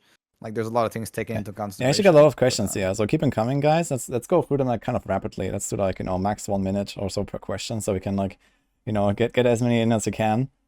So there's like one quick discussion: COF versus MG for season start. What are the takeaways here? MG. I mean, MG is just way stronger than COF, but I'd say if you want to find your own items, COF, and if you want to trade, MG. I guess that's Very straightforward. simple. Yeah, Yes. because both Also factions MG, have great, I would also MG on the say experience, like MG Yeah, for like go the ahead. casual players. If you want to just make a build that you look at, a guide or something, MG is the way. If you kind of want to grind it out, COF. Okay, Aberov's command. Thoughts on the item? Which one is that again? It's the maze that drops from one of the Harbingers, I think. All right, what does it do? It activates Average common. makes Void Cliff instant cast, and it gives a bunch of Void penetration, and you are able to use Void Cliff without the two-handed weapon. So basically, what this item is going to be really good. It's a very good stat stick, even if you don't play. If you play anything Time Rot or anything Void damage or Void damage in general, and obviously this is probably going to be used mainly on a build pretty famous called Ravaging Aura, which is where you Void Cliff, so you spawn like this kind of AoE around you that kind of burns enemies with Void damage over time. And a lot of people are speculating about playing it with Warpath now that it can generate mana while spinning. So you can just basically spin, generate the aura. It's instant cast, right? So it's not gonna interrupt your spin, and it's probably gonna be a pretty cool, lazy kind of like spell Warpath thingy. And Ravaging Aura used to be good on its own. So now that you can pair it with Warpath with a shield, so you can spec Warpath for full speed and full like block chance and like full utility basically. It should be pretty good. Mm-hmm. Okay. Yeah, so I have not breaking the Warpath channel is really nice. Yeah. Sounds good. Okay, there's another question. I think we discussed this briefly, but I'm not sure if it was before the podcast started. But what is everyone's starter? For me, it's going to be a Falconer Dive Bomb. I'm going Glacier Sorcerer, mana stacking. I'm going Torment Warlock with the new Maxroll version, the new tech by Volca. Okay, and I'm going Giga Chad Melee Sentinel Shield Rush. Sounds great. We had another question related to that. What food do people eat when staying up for hours on end for the race to 100? For me, I would say certainly a lot of cucumbers. So that's always a part of the plan here. What about you guys? Yeah. Pizza. Pizza? Yeah. Whatever is on discount on Globo, whatever is a discount, bro. Like I don't know, like I don't know, like chicken. I don't know, chicken. You don't have time I'm on a to cook diet. chicken. I'm on a diet, so all I eat is chicken, pretty much. Sounds good. For me, it's like coffee, almonds, and maybe some fruit bars and stuff, or like some protein bars or something. Something like quick to eat, like while playing. Are you guys gonna sleep? That depends on like how far I am after, let's say, 24 hours or so for me. So if I'm like, 95 or something, and I don't know, without better tome nerfs, it's hard to predict. But if it's like, more than 10 or 12 hours away to potentially reach 100, I'm probably gonna sleep. You're aware of the changes, right, of the last 3 levels on the curve? Yeah, it sounds like it's just gonna be an insane grind from like 96 plus or so, right? Basically 25% of it. Okay, so in that case, it definitely means sleep. I think someone did the math based on the formulas in Discord, and before you needed 300 million XP, now you need 400 million, more or less. So. Okay, and they nerf the tomes. Yes. Yeah, that definitely sounds like a sleep angle. Yeah, the question is, do you want to spam those quest echoes over and over? Like. Yeah, no. Maybe gonna like get a sneaky hotfix for those. Who knows? I'm not racing anyway, right? I'm not racing anyway, so. Yeah. I'm just playing hardcore SSF fast. Yeah, exactly. Nobody's racing here. Chill, you know. we're just chilling, you know, on hardcore, you Yeah. know, playing Yeah. 24 If we hours. kill the boss, it happens, you know. Yeah, Yeah. accidentally. It's just an obstacle that needs to be cleared, you know. Yeah. Okay, what are the best CC builds? Since you had a discussion earlier about perma CC and so on, what actually exists? There's a few. You want to start, Pina? I mean, a pretty famous one was anything Frostclaw. If you go, for example, with the lightning version, you can pretty much stun everything all the time. Yeah, obviously, you won't stun bosses that much. If you go Frostbite version, Frostbite Frostclaw will freeze everything. In the previous patch, like I was able to permanently freeze Tier 4 Julra and without her even doing the first explosion. So yeah, anything that can stack a lot of like freeze used to be really good. They nerfed a lot of sources of freeze rate per stack of chill, but I think it's still going to be able to freeze most things, especially like just trash monsters. But yeah. The thing too is like if I recall correctly, the stun formula, right, is based on your damage, right, versus their health. And the thing is like the monsters now they have the ward stuff, right, which is calculated on the formula, which is one way they're attempting to counter this, right? Because you know the moment you stun them, right, you kill, and then the ward is gonna pop, so they're basically gonna almost double their HP pool when that happens, right? Because the poop, they're gonna have a double HP bar pretty much, which is taken into account. The problem is like damage reduction was also reducing your damage significantly, right? And the fact that damage reduction is gone, basically, completely, it should completely change how the game is played and what makes sense. And I think CC, I feel like if you just have a bunch of damage and just have a lot of DPS, you're gonna do so much damage that even without investing in it, you should be able to CC a lot just because I think this patch is gonna expose how crazy damage everyone has. You know, just again, we don't have the numbers of how DR used to be, but just hitting, you know, the dummy and hitting the bosses and doing some kind of like, you know, potato math, just comparing stuff and knowing what the DR per zone level is. Like dynamic DR could go up at some point, could go even to the 90s%, right? So are they gonna? Sure, they're gonna remove that, but is the HP and the ward gonna be? Are the bosses gonna be squishier or tankier, basically? And everything indicates that they're gonna be way squishier. So I have a theory about that. Like Mhm. compared to the old DR, like for me, I think the floor is getting higher, but the ceiling is getting lower. So if you didn't proc the DR before, now you're gonna get like an extra health bar, like every time you break the ward thingy. So yeah, for load, yeah. Go ahead. No, you go, Tarek. Like low DPS build, they're gonna struggle more than before. If you're really low DPS, but if you are like giga DPS, now it's gonna be like instant. If you struggled before with dynamic DR. It sounds like kind of like they wanted to achieve the opposite, though. I think, like, because the ward decays, right? So the ward thing procs and then ward decays on the boss as well, just like it does on players, right? In a different formula. Are you gonna play a build that just sits there? Yeah, exactly. Can you kind of like run a circle like for like 5 seconds or whatever, and then the ward is like mostly gone. Or you could play a build that one shots it. Yeah, just one shot before the ward ever appears.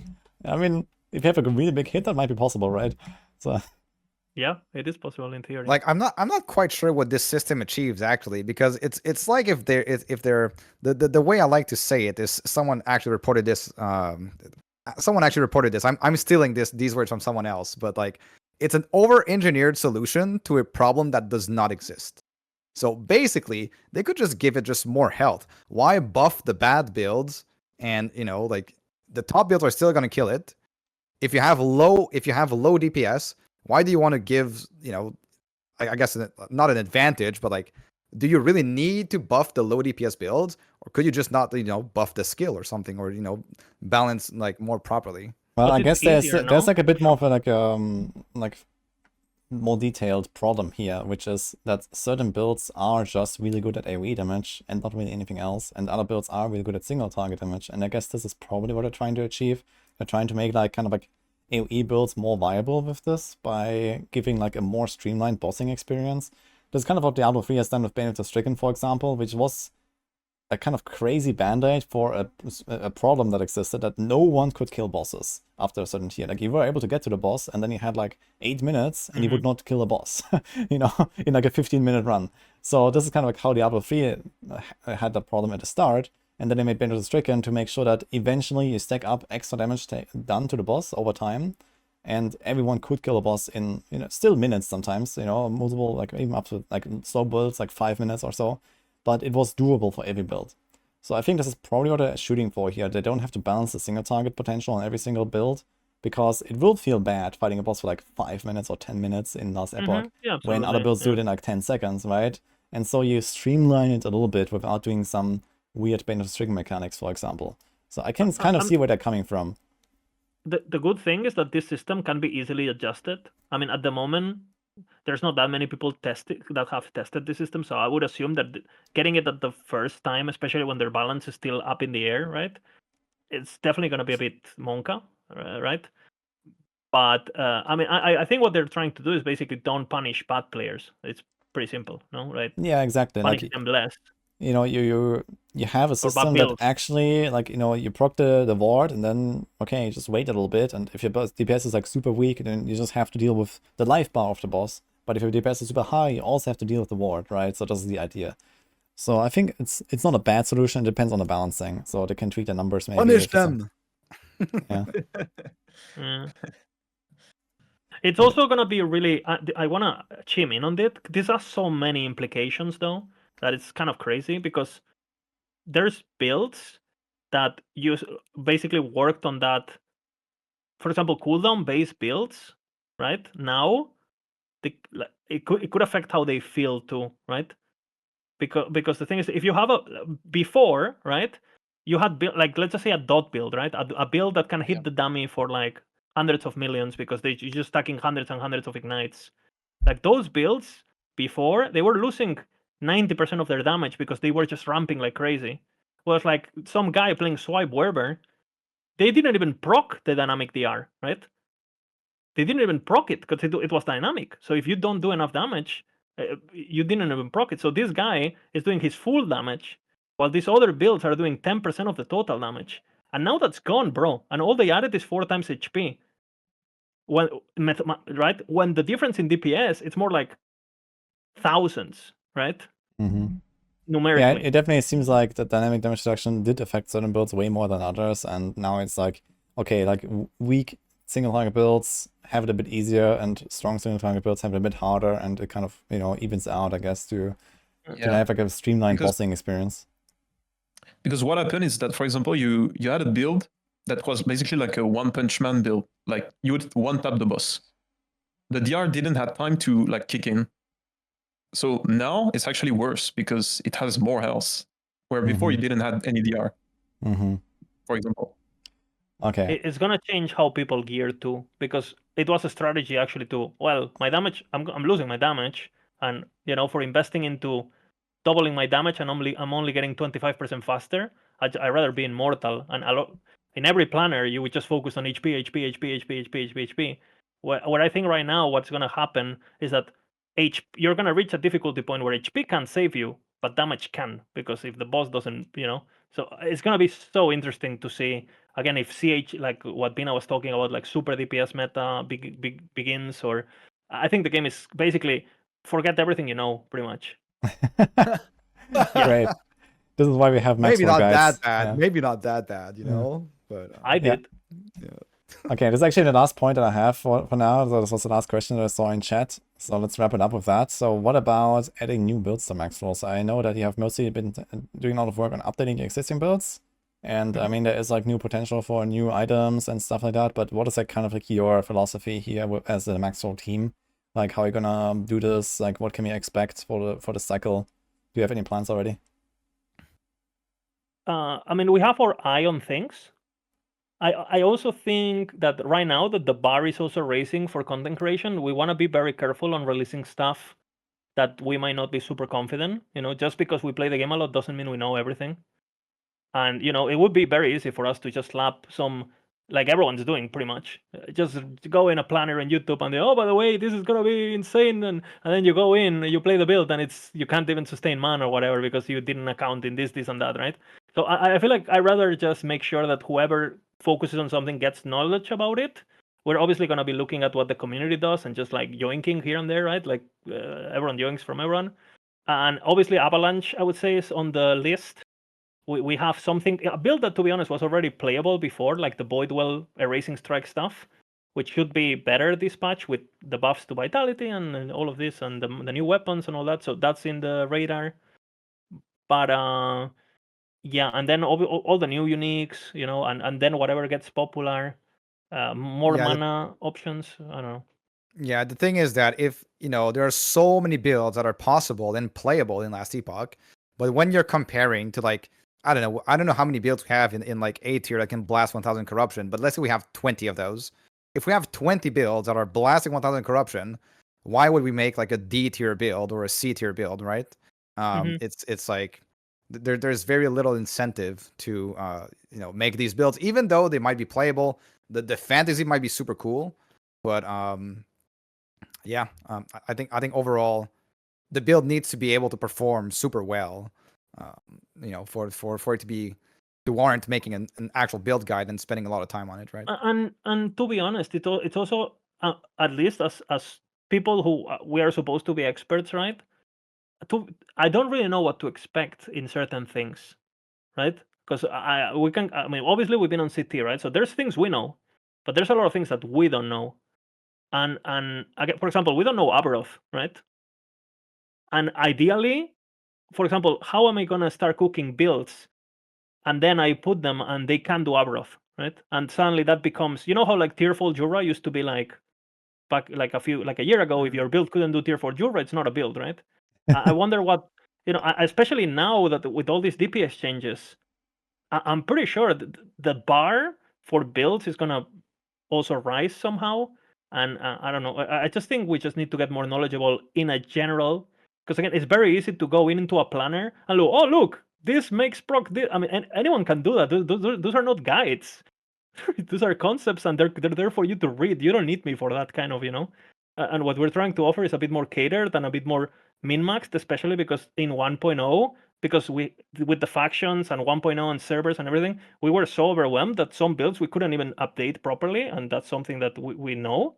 So we put so much effort this time to make sure that what is there is actually certified. We've been playing stuff at 1k corruption, we're being blasting, right? So again, I don't want to put some half-cooked shit and then some YouTuber who's playing that build when I'm playing my build just does it better than me in a day because I didn't put the time enough on it, right? So it's kind of like also we try to have certain quality on the branch too, and not bait people more than necessary. Yeah, it's always like a fine line. I know that myself. Yeah, I've also been doing like the guides on D3 and on D4, and it's always like the same problem that arises. Like, okay, there is a new build possibility, but is it really good enough? Is it going to generate enough hype? Is it really worth investing the time? Like making a Maxroll guide with like, pages and pages of text and then multiple setups, variants, progression steps. You have to figure out everything. Mm-hmm. It does take its time, right? So like maybe people kind of underestimate maybe like how much time goes into making a build for Maxroll, right? It's not just like snap a planner together and go, right? Like you need to make sure that this works, and this works for people that look up a guide, right? So there's like a certain kind of player. I'm not trying to like, sound elitistic or something like that, right? But we make guides for people that need guides, basically, right? There's always something to remember. Yeah. So it needs to be kind of like a strong baseline, and it needs to work for people.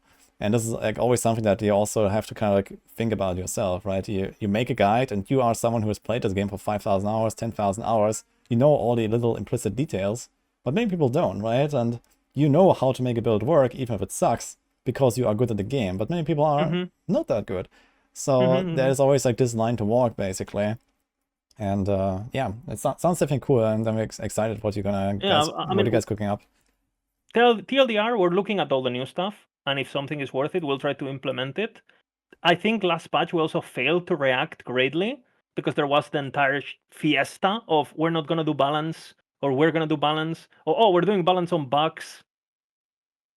Yeah. And then, for example, Healing Hands it's a bug because I speak to a dev and the dev has told me, oh, that wasn't intended. But because it doesn't say on the tooltip it's not a bug, so we can't nerf it so the people get angry. It's like, do I work on a guide and put thousands of hours, not stream, not do that for a guide that it's already covered? So we don't do a function there. If it's something that no one has, but if there's a video on YouTube with healing hands with 100k views, what do you need me for? You know, like, and it's gonna be gone in a week. So I have to delete it. I'm getting in trouble with management because I'm doing shit builds that I don't have longevity. And again, everyone who was flaming our builds are going to be playing our builds now because all the other ones are gone. So, like, that's a nice upside, right? If you cover builds that actually function properly. Yeah, and then the YouTubers, oh my god, my build got nerfed again. No, it's not. It was bugged, brother. You know, like, Yeah, I don't know. I Sorry, never I'm a bit, feel like I'm I'm kind of on the same page. I'm going I mean, insane. I'm sorry. sometimes it's funny, you know, sometimes there's like a funny bug and okay, you make a build out of it or so, but you know, you always have to remember and also remind people when you make such a build, like, yeah, this can be gone, you know, any second, right? And a lot of people don't have that notion, right? They're just like, they say, oh man, here, look at my build. I have like 7 smoke bombs running permanently in my monolith, right? And they spawn shadows. I get like 5,000 watt per second forever because I throw my dive bomb in there. And hey man, this is the best build ever, rogue invincible. Yeah, like you already know that this will not last, right? Like you cannot be that ignorant about it. Or like, are we just like, pretending that reality doesn't exist or something, right? Like, and I don't know. I feel like as Maxroll, this is just like as a brand lead kind of thingy. I said this to Alex, the management people from the beginning. Like, if I'm doing this, I want to do this in what I believe is the direction for the game. It would be very easy to do some trash content, you know, like to get clicks and stuff. But I also want this game to last. Like the reality is, like, all of these people making these clickbait bullshit videos are people who don't care about Last Epoch. They're coming in for the clicks. They don't give a fuck if the game burns. They don't give, if it explodes, they'll make a video with Last Epoch dead, burning, and they'll ha. Dude, Last Epoch is part of my life. I love this game, you know. I met the devs, and I think there's some, dude, people complain about the gaming sphere, and you need to be the change you want to see, you know. So I think there's also a part of responsibility on, you keep complaining about MTX and you keep buying them. You keep complaining about bugs, but you keep playing them. And you keep complaining about games that, but then you complain when things are hard. You know, like, so yeah, well, that's my speech. The passion from Lizard is awesome. Yeah. I haven't slept in a few days. I apologize. Yeah, so that was really nice. Do you guys also want to chime in, Tarek and Bina? I mean, I think Lizard pretty much covered the topic of that, and he is the team lead on the LE branch for Maxroll. So yeah, I guess what was the question again? Like are we going to be covering new build guides? Yeah, that was the original question. Yeah, we kind of drifted a little bit, but yeah, I mean, I can talk about the leveling guides at least because it's a bit different from endgame. Like, there was a bit of a situation with leveling guides is that there's literally nobody theory crafting leveling in Last Epoch. Like, nobody. Like, there's maybe like 3 or 4 people at most that done like Bina, for example, who did the totem leveling on Primalist. But I had to come up with like stuff on my own. So I had some situation where the builds were like kind of not that great, but at the same time, like, what can you do? Like, on the class, it's literally like you have no options, and so yeah, it's a learning process. You maintain like one leveling guide, like for like, you know, it's like the entire campaign, right? Until earning monoliths or something, or until empowered monoliths. Until like level 70. Around level 70. So you do like one per mastery, right? Like the leveling guide for that mastery, basically, which is really cool. You know, it gives you like an easy entry, right, into the end game, and then from there on you just take whatever build you want. So it's so crazy what happened with leveling, dude. This guy Tarek literally has the world record on every class, right? But somehow Reddit is better at leveling than him. Somehow he can get to empowered in 3 hours and a half, but Reddit knows how to level better than him. And the guy is getting out of his ass, working his ass to get guides that make sense with the fantasy of the build. Because again, you're talking about that. Yeah, of course. Like people play a Forge Guard and level with Holy Trail, bro. You know, like Tarek knows how to level efficiently speed running. It's just like you're not the target audience, bro. You're trying to give you the best option possible for the class fantasy that you're picking. And if the best fantasy is playing something that has, imagine you go on Void Knight and you level with Holy Trail. Yeah. I don't know if the Maxroll reader is happy. They want to be a Void Knight, bro. And I don't know. I just appreciation of Derek. Like he puts a lot of work, and yeah, he's great. Sexy. Chat says, pro tip, don't read Reddit unless you want drama. No, I'm not reading. That sounds like a good But yeah. conclusion, yeah. So, I think we can wrap it up at this point, guys. So that was like a really nice podcast. And we went almost 3 hours now, almost exactly, actually. So I wanted to keep it like to like 2.5, 3-ish, so that seems good. Was a lot of fun. Thank you guys very much for joining. I also want to give a shout out to the rest of the Maxroll team. So these are all Maxroll guys here for the viewers. Lizard, the team lead for Last Epoch, and then we have Bina and Tarek, and some people that are also on the team, Volkar and McFluffin and Vision and Boardman, right? These are all of them? Amarathi just joined. Amarathi. Okay, we also have a new one. Okay, I didn't know that. Nice.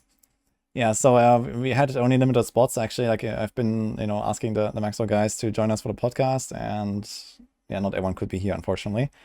But yeah, thank you very much. That was cool. We had actually a raid from McFluffin earlier, and I think Volker was in chat and so on. So the guys are around. Yeah. Make sure you drop some likes and some subscribes and follows on all of them. I'm gonna post the Maxroll team link page actually here. These are all of our Last Epoch team. So these are the guys you need to watch in the next days. In addition to me, of course. So I'll be blasting probably for like a week myself. And well, I would like to do a bit more maybe when I come back, but I will be in the US for a little bit after that. So we'll see how it looks after then with my schedule. But these guys are always here basically. So well, any closing good luck on the statements? race, Woody. Sorry? Good luck on the race. Good luck on the race. Yeah, thank you. I guess we're gonna see each other tomorrow on the hardcore. Everyone here is going to hardcore, the world right? of Eterra. So yeah, so it's gonna be fun. Vina, you're hardcore? Yeah, I'm going hardcore. Obviously. He's going hardcore. He's going hardcore till Act 1. Yeah. Hardcore till I die. Okay, and then we'll see. Hopefully we don't die. He's trying to set a new record for a personal best, I guess. Like, can he make it to Act 2? Is that a plan? I don't know. In practice, I actually died in a second zone, so we'll see. Oh my god. How many hours? How many hours played? Yeah, in total? I don't know, multiple thousands. Me? Oh. Yeah, limit testing, Limit testing. Yeah. Limit testing in hardcore, I see. On Steam, I have right now 11,500. Yeah, Lizard likes to brag with his number. I know that. Yeah. You must be one of the most highest numbers, I guess. Maybe the highest. There is a bot there who has 20,000 or something. One of those achievement guys. Okay. Anyway, so I want to say thank you and good luck tomorrow to everyone. I hope you enjoy the launch. I mean, this is like your time as well, like as the Last Epoch streamers. So I hope everyone has a really good time. I'll try to make sure to raid everyone here when I can. All the Maxroll guys are great people here on the Last Epoch team. And they've also helped me out with lots of information and so on. So big shout out. And then thank you. Have a good one, guys. GG. Yeah. GG.